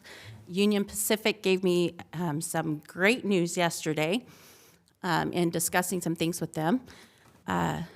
A steam engine, which you very rarely see, obviously, because now our technology is so great, but a steam engine will be making its way across the country because this is a year of anniversaries. It's also the Transcontinental Railroad's 150th anniversary as well. So they are celebrating this year and bringing that steam engine across the U.S., and it should be hitting in our area in Galt in April. Wow. So pretty exciting for them to come through. We don't have an exact date or time. I think they're make sure that it's working well. And as it gets closer, we will be announcing that, and our committee hopefully will maybe plan like a picnic on the grounds or something out there. So as that steam engine comes floating through Galt, that we can wave some flags at them and welcome them through our towns. So that's one big exciting thing. We also learned some other exciting news from Union Pacific that they may be helping with some surprises for our celebration in September. We don't want to spoil the surprise, but we are getting some buy-in from some of our other entities around us, and we're pretty excited to bring them in, and really excited to bring the city together. So these banner examples that we've given you, they're intended to be bookmarks. They're really big bookmarks, so maybe those big books, as you're getting older, need the big print can fit in there. And we're hoping to have more to be able to distribute throughout the community as well. So those are, thank you for holding them up. Those are some of the options. There should be 5, and those will be some of the ones that we're discussing of possibly having up all over town to kind of. Bonnie, can you hold them up so people I gave mine watch? all away. I just did, Sean. Well, you're not on TV though. Oh. Okay. So a little bit closer. So these will be for sale for the banners, kind of like the military program. Although ours, someone texted me today and said that the military banners, you'll have to correct me, that they're only one-sided.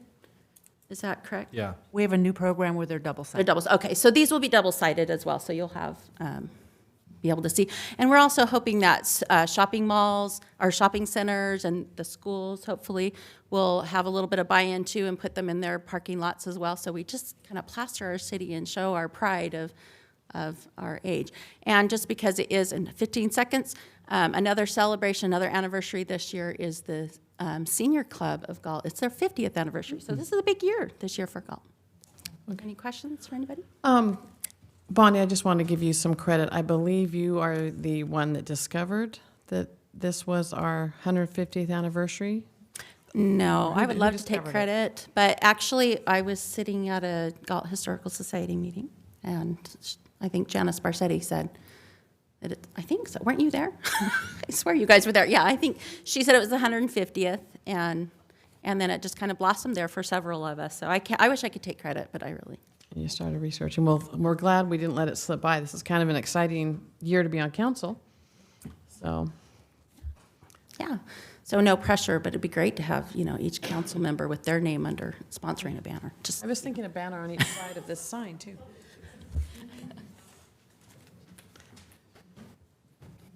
Thank you, Ms. Rodriguez. All right. Is this for now? All right. I would like to call Jean Davenport to the podium. Thank you.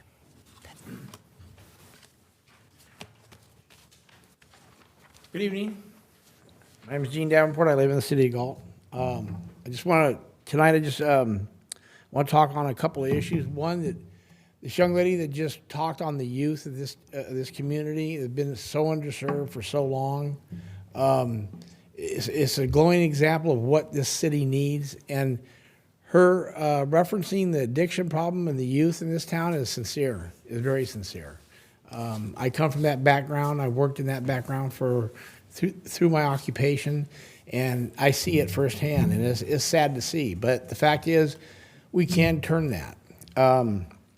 Also, I want to address a couple of things that you guys have already voted on. It is what it is, but I really find it disingenuous when we have a department head, administrative head, retire, and then come back on a consulting fee for 6 months at our expense. But the question I ask there is, one is, as a head of a department, doesn't he have anybody else in that department that can bring the new person up to date? Okay, I mean, if you're running a department, you should have somebody that can bring this new person up to date. Or if that person is retiring, God bless him, have a great retirement. But if it was only 6 months and he cared about the city that much, couldn't he have extended his retirement 6 months? I mean, as a benefit to the city. I understand we all have different reasons for what we do, but the city has to take into account you have to answer to us, the taxpayer. And we talk about how we're going to do this and that, but yet when you throw money out like that, we're going to have a salary of a new head, then we're going to have a consulting fee. And I know he's taking CalPERS or whatever his retirement, I know it directly isn't in the city, but it still reflects on us. And I think you guys really need to adhere to that 180-day grace period. I mean, there's no reason for us not to adhere to that. Person should not be able to retire with a full pop and then come back and work as a consultant at a wonderful salary for 6 months when we have another person in that position again, just to bring them up to snuff. So with that, I just think you need to just adhere to the 180-day period. Don't deviate from it. Don't say that I want to see results. Just don't do it. All right. That being said, on the other issue that I have is on the rate increase for the waste people. If I read in the paper correctly, it said that one business was going to get hit with a $2,000 a month increase, and the Vaccarezes they were kind enough to come up and say they'll address that and they'll show them how to do things, this, that, and the other. If we're going to be hit with the businesses in this town are not large. We have a lot of small businesses, and this $200 a month increase is big because, that margin isn't large on a lot of businesses, and it affects them adversely. And you need to take that in consideration. And I looked at the city charter, past city councils. Nowhere does it say that Galt has to be first in everything. We were first with the water meters. Now we're first with the state mandated waste management. I mean, give us a break a little bit. I mean, just talk to us a little bit more. And I understand the complaint letter has to come in. You have to get 50% of the population. That's never going to happen. That was put into place for that purpose alone, just so you know it's not going to happen. We don't have to tell you what is good for us. You need to know what's good for us and take that into account. And by raising the increase, like being the first out of the gate on it, is not beneficial to every single taxpayer and every business in this city. I think you need to just stop, take a breath, and sit back a little bit. But I just think, at the end of the day, things happen. We're going to go forward from this. But I just think you need to take into consideration and think about us in the future. Because not everything is good. Like the youth center, we don't have one. We should have one. To be honest with you, the consultant was talking about all the things that can come to town. Well, before I came here, I know, because I used to come to Galt when I was in high school. I used to drive through, dated a couple girls, but there was a theater, there was a bowling alley, there was a car lot. And where did we go from there? Now we have these corporations coming in dictating what we can and can't have. I'm not in favor of that. So thank you for your time. Thanks, Gene.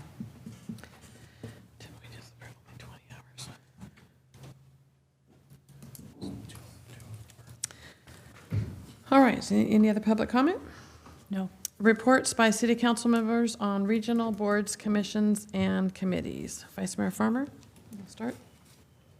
Just went to the League of Cities with city manager and city clerk and Councilmember Lozano and Sandu and yourself. Did I miss anybody? We were all there. It was good. It was just to keep it short, the best part about it, I think, was not only the sessions that they did that helped educate on some things that were very helpful, but the networking that we were able to talk with a lot of other mayors and council members that were there, and especially ones of nearby cities, and kind of bounce ideas off them, talk to them about, you know, how they're dealing with certain issues that we have, talk to some cities that were far off that are similar to Galt, and kind of talked about tons of different subjects, and it was very, very, very enlightening on a lot of different things. So it's nice to have, and I made some contacts, you know, got a lot of phone numbers of people, and I've kind of touched base with some of them since then, and kind of used them as a sounding board for some ideas. And I think it's good. It's important that we talk with our fellow council members, other cities, to see what's working for them, what's not. Let them be the guinea pigs for some stuff. That was great. So anyways, it was good. I had a good time. All right, thank you. Councilmember Campion? Yeah, I did attend the South Sacramento County Habitat Conservation Plan. That was on the 28th. Unfortunately, we didn't have a quorum, and so we had to reschedule Wow. until this month, at the end of the month. So we'll take up all the agenda items that were scheduled for the 28th. Councilmember Lozano? Yeah, I have a couple of things. Just the League of California City conference was really good. Good refresher on a lot of things, but good information, new information on many other things, such as social media and things related to social media as an elected official. So I thought that was pretty good. It was pretty progressive in terms of being relevant to today's times. I also attended the SACOG meeting on the 17th, and the agenda for that was pretty packed. But I'll just touch on one thing that I thought was pretty important. We talked about achieving the region's 19% greenhouse gas reduction target, and how SACOG is going to look at that regionally and try to address some of those concerns. It's going to be tough to get to 19%, but we're really going to be looking at housing as it relates to greenhouse gases, transportation, of course, and all those things kind of wrapped up into one. And so the one thing that I was really happy with was that it was my first SACOG meeting, but I felt like I had been there forever because the city staff and former Vice Mayor Mark Cruz did a really good job of keeping up with making sure SACOG had the information that from our city, keeping engaged, and I know some staff members are on committees for that as well. So we're really involved there, and I think it's important to address some of our needs here in the city from a regional perspective, and so I really like that synergy that happens. The other thing is I'm on the policy committee, and we'll be meeting in a couple of weeks for our first meeting for that committee of SACOG. And then lastly, the Transportation Authority, our first meeting of the year, is going to be on February 14th, and so I'll report back on that later. Thank you. I attended the California League of Cities also for a refresher, and it was great, like Councilmember Farmer or Vice Mayor Farmer said, just to touch base with a lot of other council members and ask them, how do you guys do this? Or, what do you do here? And just a lot of information. I attended my first Sacramento Metro Air Quality. I'm on the board with Don Natoli and all the other supervisors and a lot of local mayors. And it was quite informative, and motor vehicles are still the #1 cause of pollution in our air. So when we see things that try to encourage people to ride their bikes and commute and things like that, that I know our community development has their eye on a few things like that. Just think about that. I attended the Youth Commission meeting last night, and they're progressing. Their year goes quite quickly because they only meet about 9 times during the school year. So They helped out at the Bird Festival, and they help out at a lot of things that people ask. And then we had a safety committee meeting, so I thought it went quite well. We had some concerned citizens come out to that, so that was great, and the school superintendent was there and put him on the spot a little bit, so we had a really good meeting for that. Okay. And information consent calendar? Do you want to read the items? I'll read them if you want. All right, so on the consent calendar, we have the minutes of the special meeting and regular meeting of January 15th, 2009. Receive and file warrants for period ending January 16th, 2019. Approval of final balancing contract change order for the 4th Street parking lot and open space improvements project, capital improvement program number 59B, for additional amount of $533.15. Approval of a development impact fee credit agreement with Elliott Homes for the River Oaks 3C subdivision. Can I get a motion to approve the consent calendar? So moved. Second? Second. Okay, moved by Councilmember Campion, seconded by Councilmember Lozano. Do we have any, vote please. Vice Mayor Farmer, Aye. Councilmember Sandu, Councilmember Campion, Aye. Councilmember Lozano, Aye. Mayor Lamson. Aye, motion passes 5-0. Do we have any scheduled matters? No. No scheduled matters. Regular calendar, we have the treasurer report by Mr. Farrell. Thank you, Madam Mayor, City Council members. Tonight, I just wanted to offer a little bit in review. The city's treasurer, which I currently hold that position, the responsibility of that treasurer is to invest the city's money. And there's three main objectives in the way that I do that. Those objectives are safety, liquidity, and yield.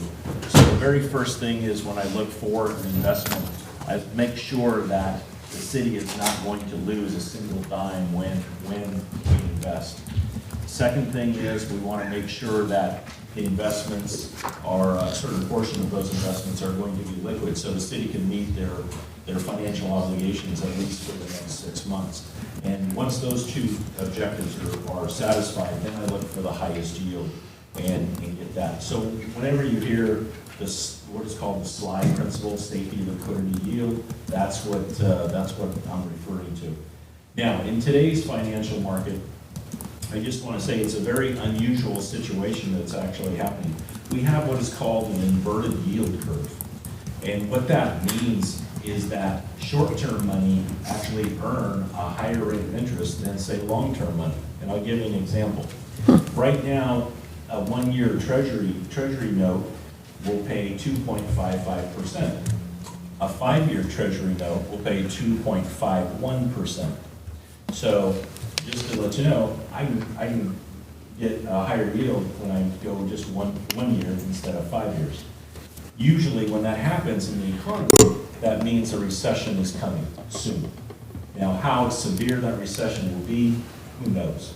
But that's what an inverted yield curve actually means.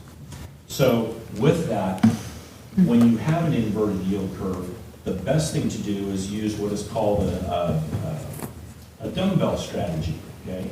So what that means is you have long-term investments, which the city does. We have a lot of 5-year callable agencies in our portfolio. And then also you have very short-term money, so very liquid money. And we have a good amount in LAIF as well. So that way, usually there's nothing in between. So you basically have a dumbbell. And that's exactly how the city is financially positioned right now. So we have 82% of our idle cash sitting in either long-term or very short-term. So that's exactly as I said. When there is an inverted yield curve, that's where you want to be positioned. Having said all that, it's also the end of December is also the end of the second fiscal quarter, and I'll give a earnings to date in the half of the fiscal year is about $425,000. And when looking over the past 12 years, we've never had $425,000 in interest earned at the halfway point. So this is good. And the reason is that, as you know, the Federal Reserve has been raising their interest rates. Good for investors, but not so good for homeowners, because then they have to pay more for housing. So, having said that, I'll answer any questions that the council may have regarding the investments for the city ending December 2018. When's a recession gonna hit? Yeah. When's a recession gonna hit? Who knows? It could be here already, we just don't know. We have to look for all the right signs. An inverted yield curve is one of those signs. Appreciate the information, Sean. Sure. So I ask for your approval of the treasurer's report. Do we have to have a motion? Okay. Move. Second? Second. I have a motion by Councilmember Campion, a second by Councilmember Lozano. Roll call vote, please. Vice Mayor Farmer. Aye. Councilmember Campion. Aye. Councilmember Lozano. Aye. Mayor Lamson. Aye, and that's 4-0, and my previous one was 4-0, not 5-0. Correction. All right. Next, we have the Finance Department, the City of Galt Comprehensive Annual Financial Report for the fiscal year ending June 30th, 2018. Jean, did you want to? Ms. Tyson will present this report. Good evening, Mayor and council members. Before you tonight is the CAFR report. This is the annual report for the city. It's the audited annual report. It basically has 3 sections to this report. An introduction, financial, and statistical section. I would draw your attention really to 3 areas that are, it's a long report, but there are 3 areas that are probably most helpful. The first is the transmittal letter. That is, I think, page I. And that basically talks about the city of Galt, the economic conditions, economic tendencies right now, and some other attributes of the city. It does talk about what the audit is about and those kinds of things. The other thing is the independent auditor's report, which is on page 1. This is the auditor's results of their efforts in the audit of this city. This report is an unmodified report. The third thing is the management discussion letter, the MD&A. It's on page 5, and it provides more of an analysis, kind of a last year to this year, high level, gives you some information, and also directs you to what page and what section of the report gives you more information on certain topics you might be interested in. So that's the attachment 1 of your staff report, and hopefully you've all seen that. We also have it electronically available. The second attachment is the internal controls letter. This is a letter from LSL, our independent auditors. They come in and they look at the internal controls of the city. Those internal controls are really the underpinning of the financial assurances that make all of our systems credible. We do have 4 findings in this area, along with the planned improvements. Those improvements are around procedures, financial procedures, having to do with the closing and reconciliations. We'll be working on those in the next year. The third item in your attachments is the compliance letter from ALSL. This is a requirement having to do with Prop 111. It's a state mandate having to do with appropriations limit, and the auditors make a comment about whether they agree with the calculation, which they do. The fourth item in your attachment is a letter from LSL, your auditors, specifically to the mayor and council members, and that really talks about their professional standards used in the audit, talks about the scope of the audit, the timing of the audit, basically how the audit was conducted. And then the last item, which I think you have at the dais, is a letter from LSL to the mayor and council, and it really is around the additional work this auditing firm did to verify compliance to AB 3773, which, as you know, has to do with Parks and Rec, the Galt market, and how all of that's spent. These are referred to on page 2 of the staff report and page 14 of the CAFR. So without anything further, the auditors are hired by you. So the auditors are present here tonight to present the audit and to answer any of your questions. We have Ken Macias, who is the partner of LSL, and Brandon Young, who is the senior manager. There you go. And Brandon's going to speak to you a little bit more about that audit.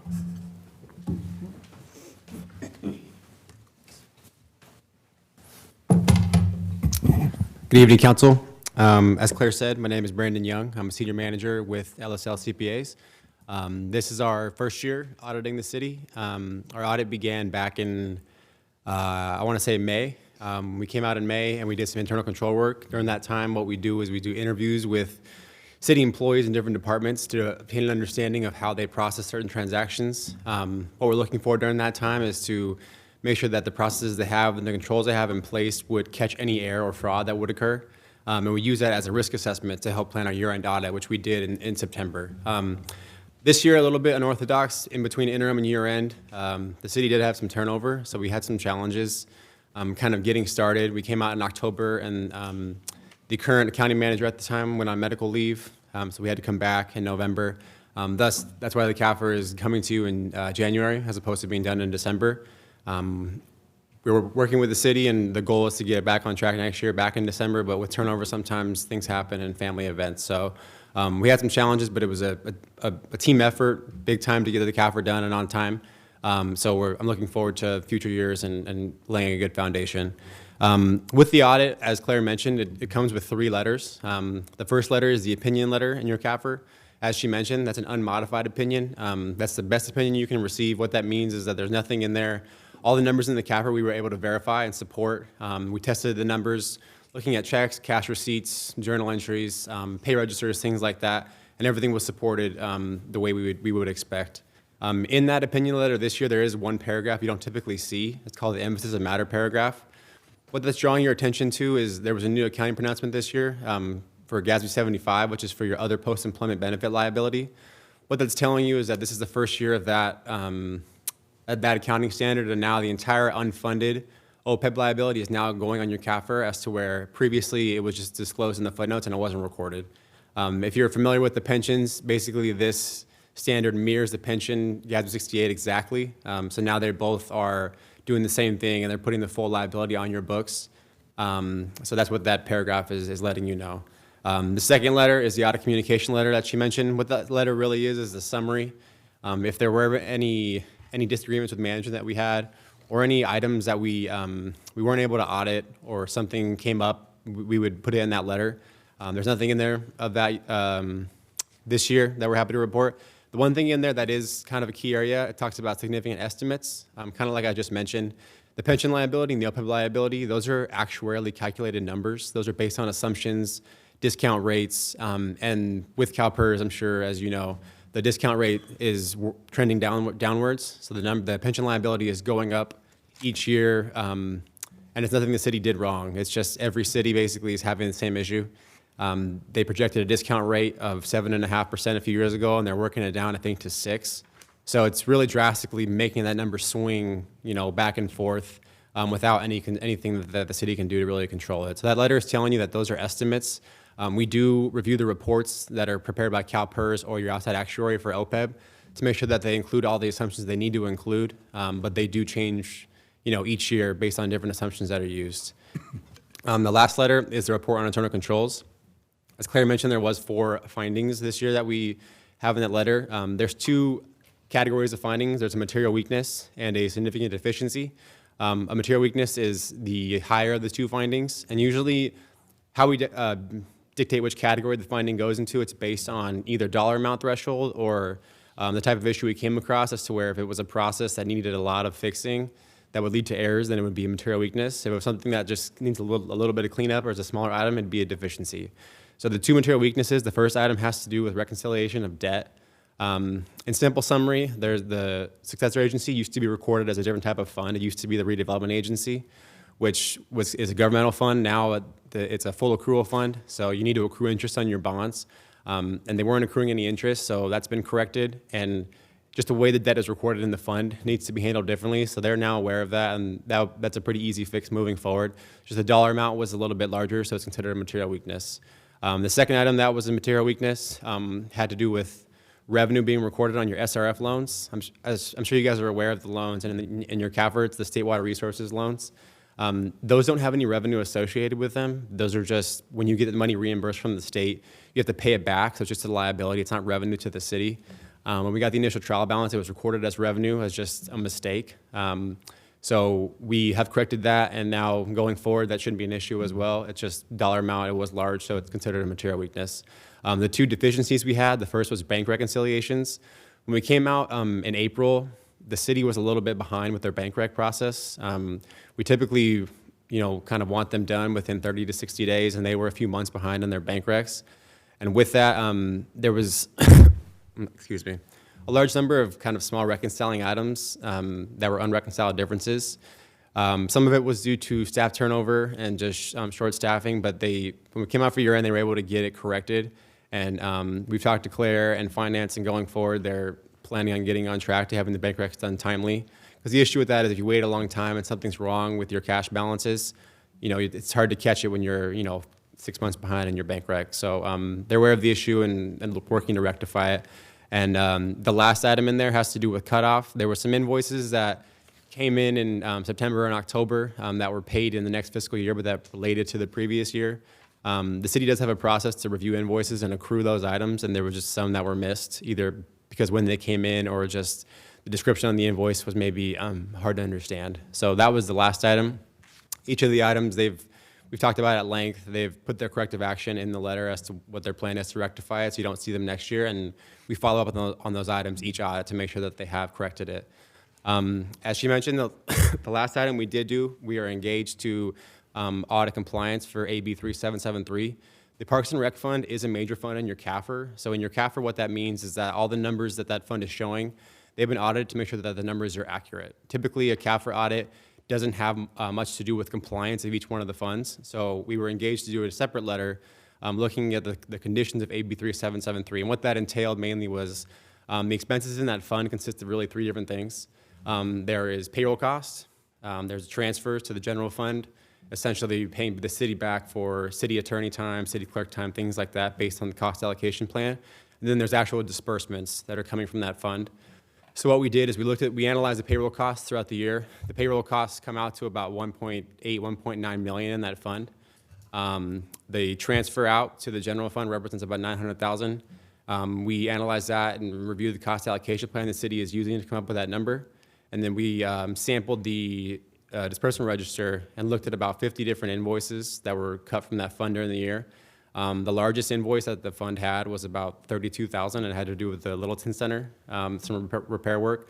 And a lot of them are very small. Some of them are as small as $50 for things like uniforms and just general maintenance work. From what we looked at, the city is in compliance with the conditions of AB 3773. There's nothing that we noticed that looked out of compliance that was being spent on items other than Parks and Rec. The one recommendation we would have for transparency purposes, I think it would be beneficial for everybody to break out the Parks and Rec activity with the flea market. I think it would be beneficial to see the flea market as its own fund and the other parks activities as a different fund. I think it would be easier for the citizens and for council just to see what's going on specifically with the flea market as well as just the other parks activity. It's not a finding or anything of non-compliance. I just think as an outsider, I know it was kind of difficult for me at first to differentiate, which was other parks and which was the flea market. So that would be our only recommendation with that. With that, we are happy to answer any questions that you have, and thank you for having us. I have questions. Yep. You actually answered a couple of them already, which is good. It had to do with the four items that you found the deficiencies in. But can you clarify a little bit? The one deficiency you said was regarding the SRF loans. So it was itemized as revenue. Is that, when you say it was itemized as revenue, was that the money that comes in from the public for the SRF? No, so the SRF, when you get approved for those loans, you spend the money up front on the project, and then you get reimbursed from the state. But the money that the state reimburses you for it's not revenue to the city. You have to pay it back. Basically, typically, with most common with grants is basically you apply for a grant, you spend the money, you get reimbursed. When you get the reimbursement, it's like federal revenue or state revenue. In this case, it's not state revenue. It's basically money owed to the state. So the way the city had it recorded, they recorded it as a revenue item. So really, showing that as a revenue item would be inaccurate on your CAFR because it's not revenue. It's not anything the city earned. You have to pay it back. So basically, what we did is moved it from the revenue account to the liability account to make sure that the liability was accurate in your CAFR. Okay, thanks. And then the other question I have would be the items that you listed that were under the different levels of deficiency, which the material deficiency being the most severe, I guess, right? So in your opinion, I mean, what you found is, I mean, overall, are these things that you see in other cities? I mean, are these common deficiencies? Were these things that, you know, you shouldn't see, or these you know, I'm trying to get a feel for like how many things you found. Is that common, or were we under what you normally would find? Four findings is a pretty good amount of findings for a city of this size. I would like to see it down to probably 2 or less. A lot of it was turnover, and the people that were here previously that are not, I think there could have been a better job reconciling some accounts. The first item with the debt is a fairly common one because since that fund changed the way things are accounted for, going from the RDA to the successor, the way it's accounted for is different. That did happen though back in 2013. So it was common, and I still do see it, but it's something that's a pretty simple fix. The bank recs, although the items were smaller, I definitely would want the bank recs cleaned up. Having the bank recs done timely is really important. It is unfortunately a common finding for cities for whatever reason. Sometimes there are system limitations that make the bank recs difficult, or there's different people doing jobs or people that are out. But the findings you have are not uncommon, to answer your question. They do happen from time to time, but I wouldn't want to see them every year. Okay. And then last questions regarding the additional report you were asked to do regarding the AB 3773. So you just mentioned some of the criteria that you used, which is important because I had questions about that. So that helped answer some of those, like what you looked at, you know, what were some of the factors you looked at? Because just so you know, this has been something that's been, you know, for lack of a better word, kind of a conspiracy in the community by several people, and not just by anybody, by some significant members of the community since this land was given, which is 50 years this year. So in 50 years, we've never really had somebody kind of take a second look, more or less, at this to kind of, you know, we want to lay this to rest once and for all. That's the goal. That was the goal of this. I was very happy to see this request to you guys to do this secondary look at that for compliance, because we want to see if there's something there. There's not. I know that we're only looking at the 1 year, and honestly, you know, this wasn't like a witch hunt to figure out if something had been done in the past. We'll never know. Obviously, you guys are just looking at the 1 year. So for me, I just want to be sure that we're doing what's right by the Assembly bill moving forward. You know, we can't go back in the past and try to dig up and see who was at fault, whatever. I mean, we're talking about different councils, different city managers. I mean, we can go on back. It just, there's no sense in that. So we just want, looking forward. So one of the things you mentioned was the payroll. So you said you looked and it was like a $1.9 million payroll. Was that total? Totally, that was gross for the year. Okay. So basically we basically analyzed a lot of the payroll registers throughout the year. The last one of the year, June 30th, had about 113 employees that were just Parks and Rec employees. A lot of them are seasonal and part-time. They work at the pool or the different centers. But basically the gross payroll on that amount was about $80,000. So if you annualize that number, that's about $1.8 million. But like I said, sometimes you have more employees in the summer, you know, when the pool's open, and less in the off season. So the gross pay, I would say, is about $1.8 million. And then with that, but those employees have benefits. There's pension costs out of that fund. So the bulk of the expenses in that fund really are coming from the payroll. Okay. So with that, I was just doing some simple math, and again, I'm not an accountant. You know, your knowledge of numbers and accounting is like apples and oranges to mine. Okay, so just bear with me if I ask stupid questions. But so 1.9 million payroll total, and you were talking about the central service costs, which are part of the cost allocation plan. They're pulled out. It was about 900,000, which mainly is, you know, a percentage of use of city manager, city attorney, all that. I know what the such costs are, but 900,000 is roughly half that number. We have 4 departments. Doesn't it seem a little heavy that half of that to cover that payroll cost is coming out of just Parks and Rec? So the number is large, I would agree, but looking at the way the cost allocation plan was constructed, they're basing it off agenda items. And basically what the departments are taking are city attorney, city clerk, the finance department, and general admin costs. The number is large, but what Wildan used is usually a common way to come up with a cost allocation plan based on agenda items related to Parks and Rec. So when we looked at it, it looked like they calculated it the same way that we would calculate it. So it was calculated, you feel it was calculated accurately according to the cost allocation plan, but not so much like, you're not agreeing with the cost allocation plan, you're just agreeing that it looked appropriate with the cost allocation. Yeah, the number they used was and I'm not disagreeing with the cost allocation plan, but we don't do cost allocation plans. So as far as if the methodology Wildan use is acceptable or not, it's a methodology that I do see commonly using agenda items for those different departments, because there's really no other better way to reimburse the city for costs that other members that aren't involved with Parks and Rec. There has to be some sort of way to reimburse them for those costs, because there's a lot of admin time, there's finance time. And the methodology they use is a similar one that we've seen at other cities. And based on what the cost allocation plan, the transfer out that happened was tied to the dollar, to the cost allocation plan. Okay, yeah, and it just, because I look at the finance department, so out of expenditures for the city, of finance department's roughly like 13%. So the 13% of our expenditures are in the finance department. So I don't know, it just seems heavy. I know Parks and Rec is a big department, but I don't know. I personally, at some point in the future, would like to look at the cost allocation. I don't know if it's fair. It's just that fund, that department is one that, it gets subsidized by the general fund. It does. So we have, so every time money's being pulled out and then it shortfalls, then we always look at what's going out. Yes, really, I mean, the net transfer it's not 900,000, because basically there's a transfer in from the general fund of about 450. So really the net's like about $500,000 that's being transferred out to the general fund. But when you think that you have 113 employees over the course of a year in Parks and Rec, I mean, there's a lot of HR time too that's being spent on those employees. So, I mean, when you have that many employees, it does make sense that there's going to be some reimbursement. But cost allocation plan is something that is good to get looked at. I think best practice is at least getting it redone every 5 years.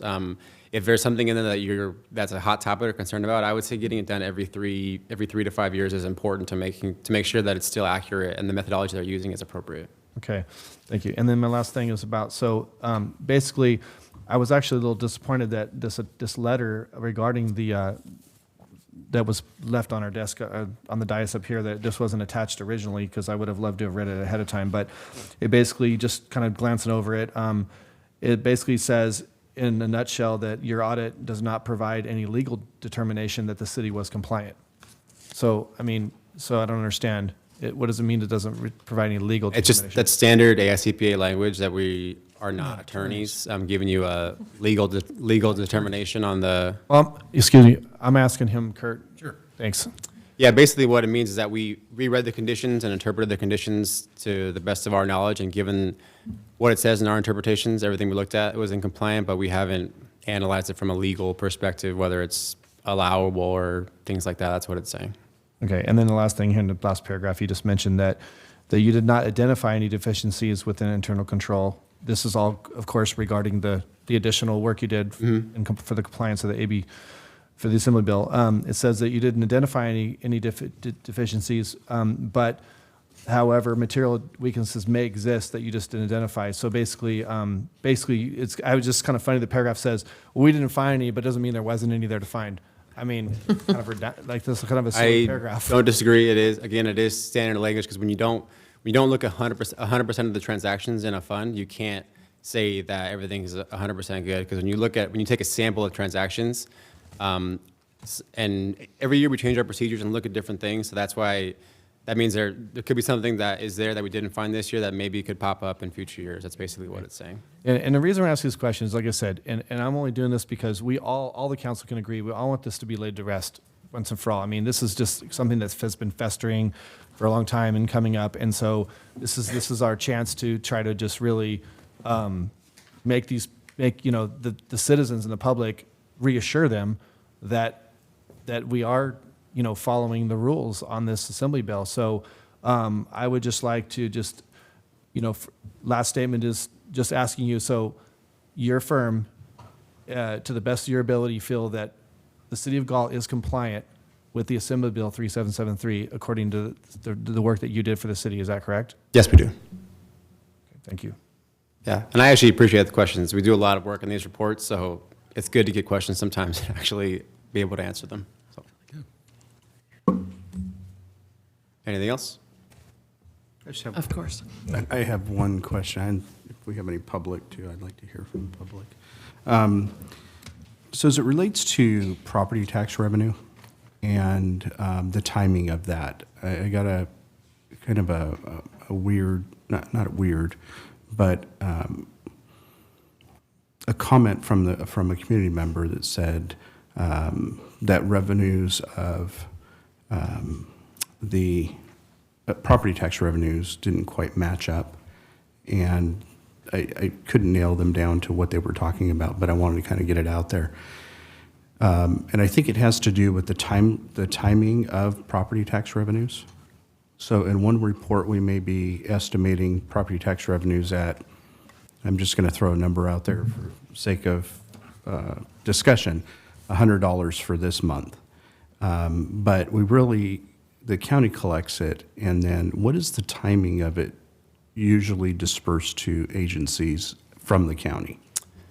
As far as when you receive the money, that might be a better question for, there's usually a few months. There's a lag. So it's not a report from the county that usually ties exactly to the dollar. It does take some reconciling because it takes the county a few months to remit it to the cities. So I'm not sure if that answers your question. Yeah, I think so, yeah. Yeah, it's usually not an exact, because basically the county doesn't get it and remit it to me, remit it the next day. It does take a few months. Right. I was trying to find the page he's talking about. I know what he's talking about. It was something where it was one of your graphs and it showed, and it came across and it was like, Right. it went from like millions to like nothing or something. It was just weird. It was a weird thing. But I don't know. If anybody else can comment, maybe we can find it before we're done, but. I'd just recommend to the council, if you can find that location, send it over to me or Ms. Tyson, and we'll look into it and get back to you. Yeah, and any questions you guys have after the fact, I mean, we're always available via email. Because like they said, the letters are addressed to you. You guys are charged with government, so we work for you. So anything that you guys have questions or anything you want us to look at specifically, we'd happy to look at it.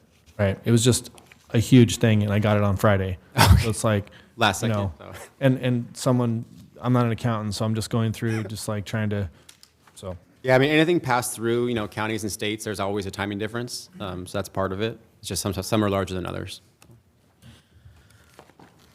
While they're looking, I just would like to note on Roman numeral 2, on the third paragraph, it says the city council is responsible for, among other things, passing ordinances, adopting budgets, hiring the city manager and city attorney.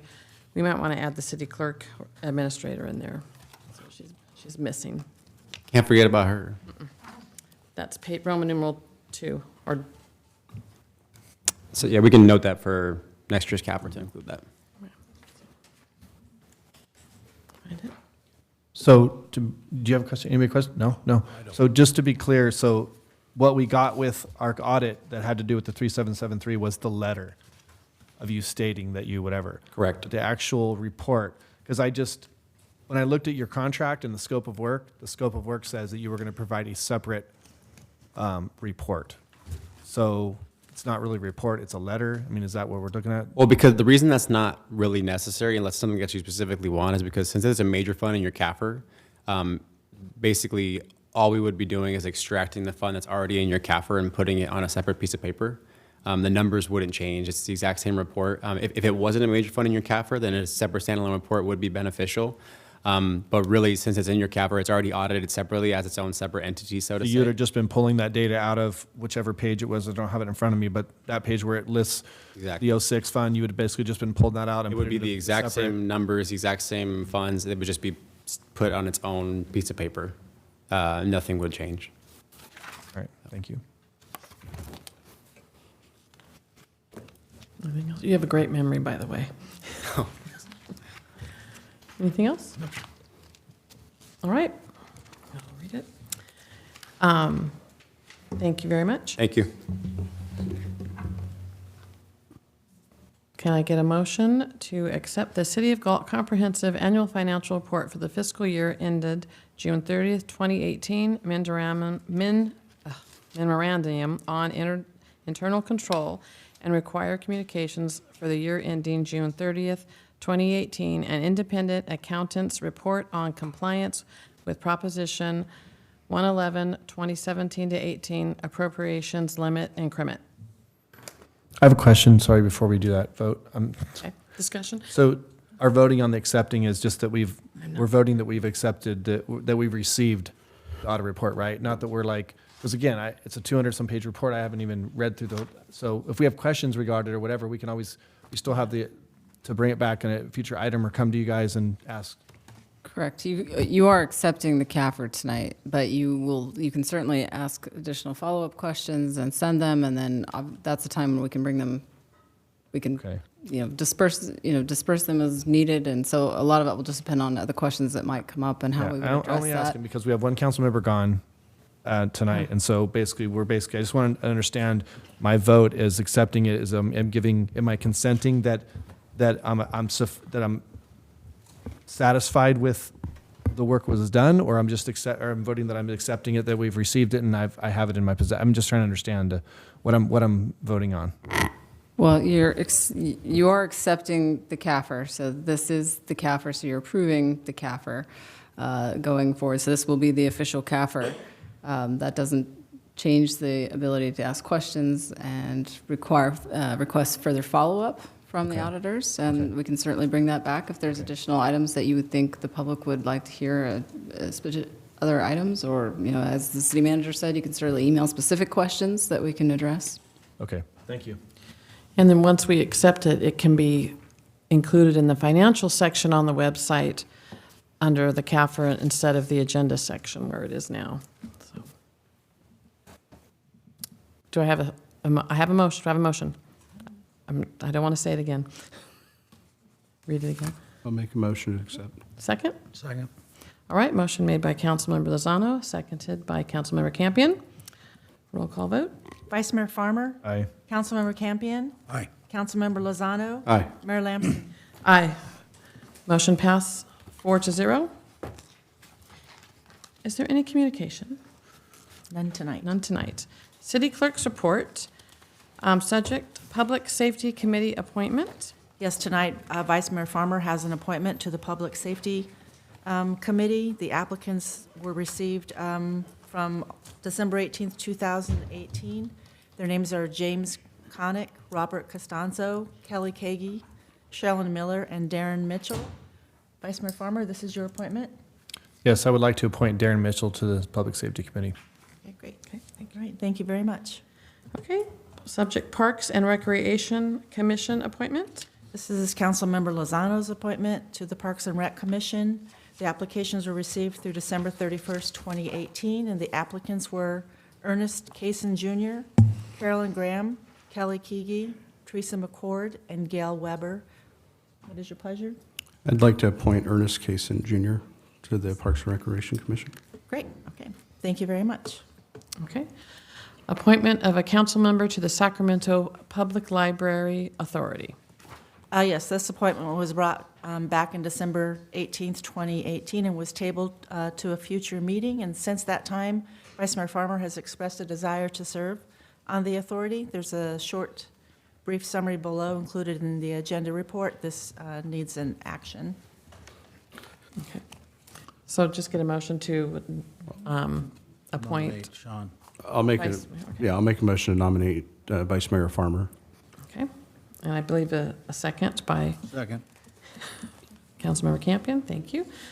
Roll call vote, or all in favor? Roll call vote. Vice Mayor Farmer. Aye. Councilmember Campion. Aye. Councilmember Lozano. Aye. Mayor Lamson. Aye. Motion passes 4-0. All right. Subject 4, what you've all been waiting for. Amend the Galt Municipal Code regarding qualifications for committee and commission members. Yes, tonight we have Tina Hubert, Executive Assistant Administration, who's going to give the agenda report. Good evening, Mayor and council members. On December 18th, 2018, City Council asked to bring back an ordinance allowing up to 2 commission members to live outside the city limits but within the boundaries of the Galt Joint Union High School District. Of those 2 members, the Galt Youth Commission may allow 1 member at large. The discussion included all committee and commissions to allow for consistency regarding member qualifications. City Council also asked questions regarding Measure R qualifications. The city attorney did review and confirm that City Council does have authority to amend qualifications for Measure R. Assuming there are no changes made to the ordinance this evening, adoption would occur at the February 19th meeting. The city clerk's office will advertise for the remaining appointments using the new qualifications, and applications will be brought back to council at the March 5th meeting with an effective date of March 19th. Are there any questions? So we're going to vote on it now, vote on it February 19th. When are we advertising? Right after that, or? Correct, after February 19th. Okay. Once it's adopted. And for how long are we going to advertise? We'll go all the way, we can bring it back as early as March 5th. We'll give about 2 weeks for applications. Yeah, Take no, I them think up all that's the way sufficient. I think we Yeah. should do that. up until the meeting date and bring them before. So then theoretically, we could make appointments on the 5th? You can appoint March 5th, however, their position wouldn't be effective until March 19th because of the 30-day wait period on an ordinance. Okay. So appoint on the 5th, and they'd wait 2 weeks. I'd like to get it done on the 5th. Anybody else? Okay with that? Yeah, I'm okay with that. I just have a couple questions on the ordinance. Okay. Go ahead. There's two committees, or 2 committees that I am not comfortable with going with county residents, and that one is the Measure R oversight. I mean, that is for the police department within the city of Galt. Outside of the city limits, it's the sheriff's department. And that would also align with the Public Safety Committee because it deals with issues related to the city. So if we're going to move forward with this, I would, in the first motion, like to have those 2 items deleted and then vote on those 2 separately. If it's the pleasure of the council to move forward to include as amended in the report. So you want to vote on them separately, like vote on Measure R being one way and then vote separate public safety? You want to? Correct. Or the initial motion could include all of them but those 2, and I don't have a problem with that. Okay. Well, I would agree, my comment, I would agree with you on the Measure R. I actually was thinking of that myself because I understand the dynamics of that, and it is specifically police. However, don't agree with you on the public safety because I do think that, even though those people live in the county, they do, their kids go to school here, they drive here, they shop here, they spend a lot of their time here. So public safety is a very dynamic subject. It has to do with speeding and traffic and safety at schools and a lot of things that do affect those county people. So that's my input on that. But I do agree with you on the Measure R personally. Yeah. Well, then, to that extent, I would why don't you, someone else can make a motion or discuss it? I tend to agree. The safety committee, there was a former police chief I was thinking would be great on the committee who's still active here in town in church, but he lives right outside the city limits. Not that I have an appointment coming up, but I was thinking it'd be nice to just leave the option up to council for that. So Measure R, I agree with that. I'd agree also with Measure R just because that is specifically for the police department here. I think that's important to pull that one out. And with public safety, I agree that, it doesn't stop, that doesn't stop at the city limits. The money coming in for the police department, I think legally, their jurisdiction is the city, their primary jurisdiction is the city limits. But there are some things that in public safety that can be addressed with the Public Safety Committee that deal with just over the city limits county line. I mean, we have counties surrounding us, and so I think it would be important to continue the Public Safety Committee the way it is in the staff report. So I would make a motion to accept staff's report with the exception of the Measure R Oversight Committee. One more comment, Rich, before you, sorry. I do, I still stick with my position on the Measure R, but it did come to me just in a moment ago that, but it is a sales tax bond, and so we really don't know how many people from the county and how many people from the city limits are spending money in town. That money's coming from sales tax. So just to put out there to the public, I do acknowledge that there is county people that are probably paying into that bond measure. I mean, right? And there's probably people from Los Angeles. Right. That's true too. I understand that. Yeah. I'm not changing my position on it. I just want to state that for those people that are like, well, we pay into that too. And they're at home, yelling at the TV right now. So I'd like to make an alternate motion, which I'll let you go to procedures. So I don't think we had a second on the first motion, but if you were making a substitute motion, that would be the first motion voted on. So it's the last goes first. Okay. You can have up to 3 motions. I would motion that, well, actually, I don't need to make a motion because if we don't do anything to Measure R, it stays the same. Can I second Councilman Lozano's motion then? I withdraw. I just wanted to be sure also there was no public comment. Is that Oh. correct? Thank you. Seeing none. I think you're good. Okay. So then I can make a motion to approve the changes, and those changes basically not. Rich made the, We Councilman have- Lozano I'm made the sorry, motion. He made, I seconded. This is just for without the Measure R right now. That's the So, motion. that's correct. The standing right now. the motion would be to introduce the ordinance amending the Galt Municipal Code as identified, excluding the Chapter 3.40 Measure R Oversight Committee. I second the change. motion. Lamson already did. Oh, But thanks. Roll call vote? Vice Mayor Farmer. aye. Councilmember Campion. I have to say no because I still disagree with public safety, although I do agree with excluding Measure R. Councilmember Lozano. Aye. Mayor Lamson. Aye. Vote 3-1, passes. Councilmember Campion, would you like to make the next motion, the amended for Measure R? Not necessarily. Or if you don't have? No, we don't do anything. It just stays the same. Oh, for the public, no, it does? Yeah.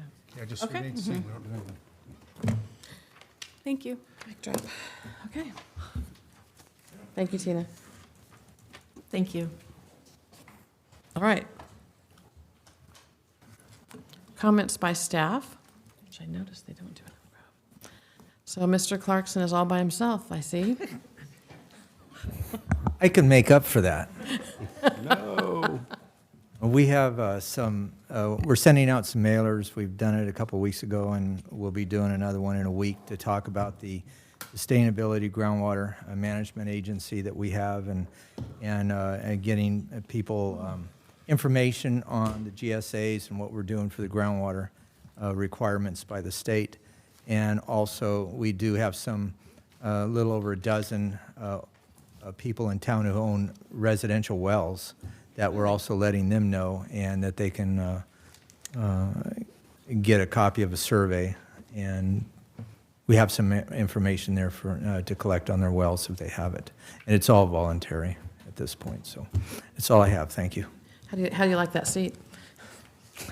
All right, Ms. Tyson? Thank you.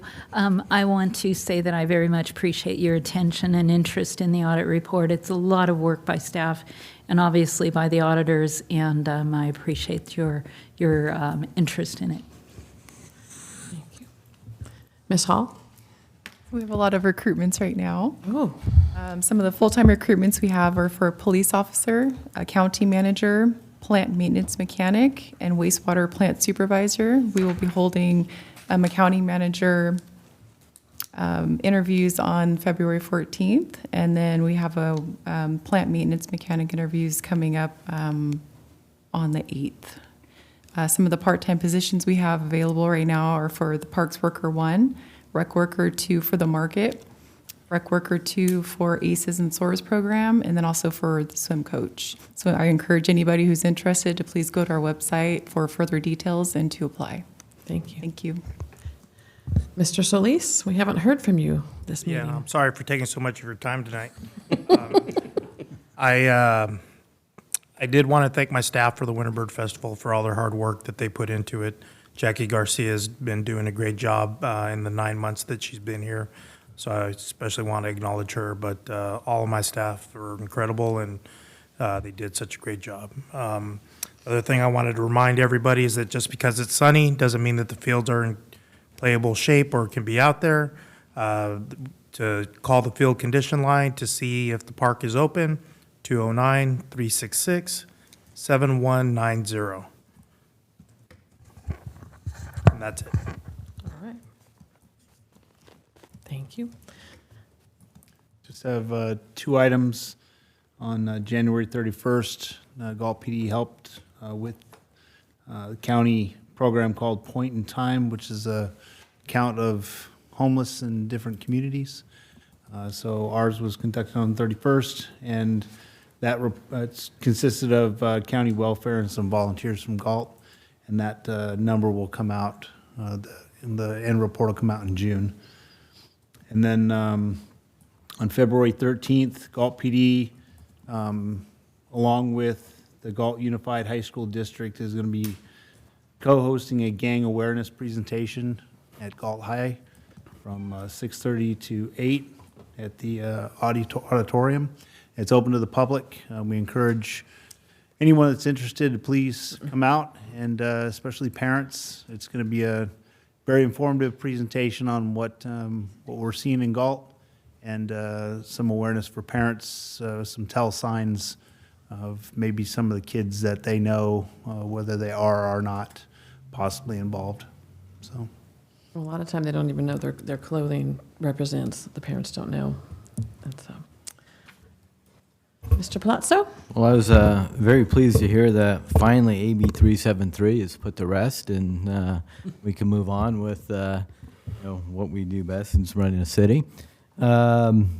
Also, I sent a press release out to the council and the press tonight of hiring our public works director. It's a great process. I'm very pleased. Michael Selling will be joining us on February 25th. He's done a lot of research in our community. He's actually sitting in our audience tonight. And Mr. Selling, you may want to raise your hand. Say hi. So he's been sitting in the audience for the last couple meetings, and we're looking forward to having him on board. Good. All right. Ms. Hood? I don't have anything further. Thank you. All right. Nothing more? Nothing more? No. Councilmember Lozano? Yeah, I just have a couple of things. I attended the Measure R committee meeting, what was it, a week ago? Very informative, and I want to thank Chief and Claire and her staff for the presentation. It was exactly what I needed that day in terms of understanding kind of the history of Measure R and kind of where we're going from here. One of the things that was brought up was accountability from what the police department's spending to finance, and I think that that's really, really important there. But I do believe that the finance department, presenting at those meetings is extremely important as well, because it is a finance function. And so that was really good. We also attended the Chambers beer, wine, and food event last Friday night, and that was really good. We're really well attended. Great local businesses that were there providing food and drink, and it was very well done again by the Chamber, so we appreciate the work they do. And then lastly, two more things. The Winter Bird Festival, Armando and staff did an awesome job, even when it was raining. But they had the multi-purpose room over at Fair Site all done up, and I didn't get to stay too long, but was able to see a presentation from a gentleman from Colfax from a rescue that brought all different types of animals, including hawk and alligator, which was really cool. And I think the animal that took the presentation was the reindeer. Mm-hmm. And a lot of great information on that, lots of families out there, and folks from all ages. And so it was really, really well put together. So thank you to Parks and Rec and for putting that together. And then lastly, I just want to make one comment on the agenda. I received an email from a gentleman that said that he wasn't able to pull up one of the agenda items on the agenda. So we get them through a separate mode on our tablets, and so all the items are always on the agenda. But when I went onto the city website, it was when you click agenda, you don't get the links on the agenda. You have to go to the right, and so it was a little cumbersome. So I'm wondering if we could, and maybe there's not a way to do it, but maybe marry those two so that when somebody clicks where it says agenda, all of the items are able to be seen. And so, does that make sense? I don't know if it's possible. They're separate for a reason, but. They used to be together. Yes, with this new updated website through Vision, that is not what they offer. And that's why they're located at the bottom. Okay. So I think I'm a problem solver, so I'm gonna suggest something. Could we put a note right under where the PDF for agenda link is that says for staff reports or for agenda reports, look to the right or something like, I mean, I'm sure you'll come up with a more creative way to say that, but. That's an easy fix, absolutely. Yeah, I'm just concerned that, not everyone is up on technology, and so I just want to make sure that everyone has the same opportunity to see the agenda items before they come out. And that's all I have. Well, if we're on the website, is it possible, I've asked before, I don't know if it's possible, when you try to go back and look at old reports, every commission, there could be 10 before you get to the next council report. Are we able to put all the past council reports together, and then the planning commission? That way, if you're looking for a council, you don't have to click down 10 pages? There's actually a category right on the homepage where you can select which one you're looking for, Okay. and then they just populate. Okay. It's exactly what you're talking about. I'll have to work on that, because I haven't been able to figure that one out. I agree there's some challenges. I couldn't even find the CAFR.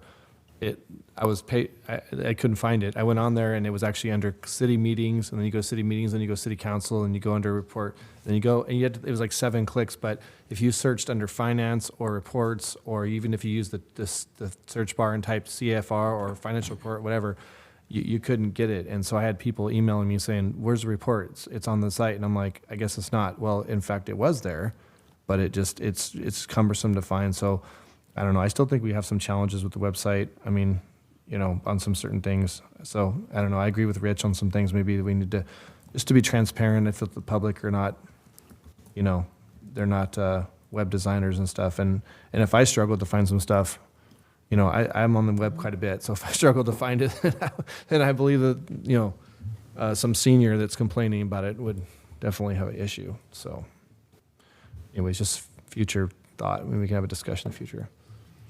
And do you have anything else to say? Yeah, I do. So I attended the wine, beer, food. It was great. Thank you for your help, Armando. Thank you, Chamber. It was really good. It was well attended, just like last year. And I encourage anybody that's watching at home, if you have a business, please come out. And the businesses that did participate, thank you. There was a lot of local businesses participated with food, and I would have liked to have seen representatives out there with their food. Would have been nice, but I feel like it's a good event. And it's going to continue to be good in the future. So the only other thing I would like is touch on the teen center thing. I think it's a great idea. I remember the Boys and Girls Club very vividly. I actually donated a lot of equipment to that Boys and Girls Club, only to see it demolished in the building. And it was thousands of dollars in phone equipment that I donated, and it was just demolished.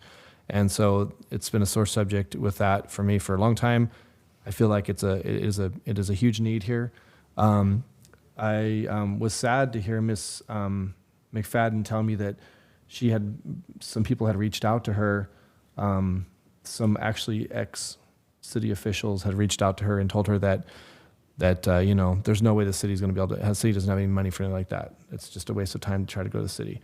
I don't agree with that. I think the city needs to find a way to make it happen. I think there's a lot of money can be found privately. I've actually talked to a couple private industries. I feel like there's going to be a big outcry of, or a big outpouring of people that are going to be willing to help get something off the ground. But I think that the city has to be, involved in it as well, because I think it's a huge thing for the community. So what I would like to see is if the council would like, I would actually be more than happy to be that representative to reach out and be the liaison with them. I on would that. suggest, since this isn't on the agenda, that Yeah, you would bring it right. back to, So for that yeah, so very can we discussion. can we bring this back as an agenda item and discuss more how we can move forward, get something moving forward on this? Yes. Okay. I'd be in favor of bringing it back. I think I think we should look at it a little more globally as we bring it back, and I don't want to discuss it too much. But I think maybe a building that has, area for teens and seniors. I think we also need some kind of senior facility, and much discussion with that. But and it may sound a little strange right now, but I think to put it on the agenda as a teen center I would like to add or suggest that maybe we have a discussion on our strategic plan, and I get it. If there's a priority here that the council wants to pursue, let's talk about it there, and then bring that back to a council meeting after the strategic plan process, so you can. How long does that process take, by the way, just since you're mentioning that? I mean, if that's something that we stressed in a strategic plan that was a priority, I mean, are we talking about, because what I don't want to do is I don't want to prolong the process of getting something like that off the ground for 6 more months, is what I'm getting at. Well, strategic plan schedule is March 8th. It's a Friday. Okay. And So we can start talking about then? Yeah, so you kind of start talking about then. I mean, something like this is, building a building. Well, we're not talking about building a building. I mean, that's Yes. there's other options. I'm just saying, I just want to bring it back as an agenda item to discuss, to get the ball rolling. At your pleasure. Yeah, please. So, strategic plan or The, what the, direction? the teen center, how much council can get behind it, or, What are you going to bring Rules. back exactly? Right. I guess? Right. I think I'm okay with talking about the strategic plan, and then we can maybe, if at that point we decide we need to maybe put it on the agenda for whatever reason, maybe the people want to come back and present a formal idea of what they've gathered so far. I don't know. So let's just wait for the strategic plan. March 8th is around the corner. I'm okay with that. In the meantime, I'll be in touch with them and let them know what we're doing on it, that we're going to be talking about on March 8th. okay. Done? I'm done. Okay. I too attended the beer and wine event. It was great, and the bird festival, as usual, was wonderful. Apparently, it didn't rain as much, so I wish more people would have come out. I was a little disappointed that the restaurant owners didn't come and serve us their food and meet us and say hi. But what night was the event? Friday. And what's your busiest night if you own a restaurant? Friday and Saturday, because I actually hit up some of the restaurant owners. They're like, it's our busiest night. I had to be at the restaurant. So I get that. So thank you once again for doing the Bird Festival, and thank your staff.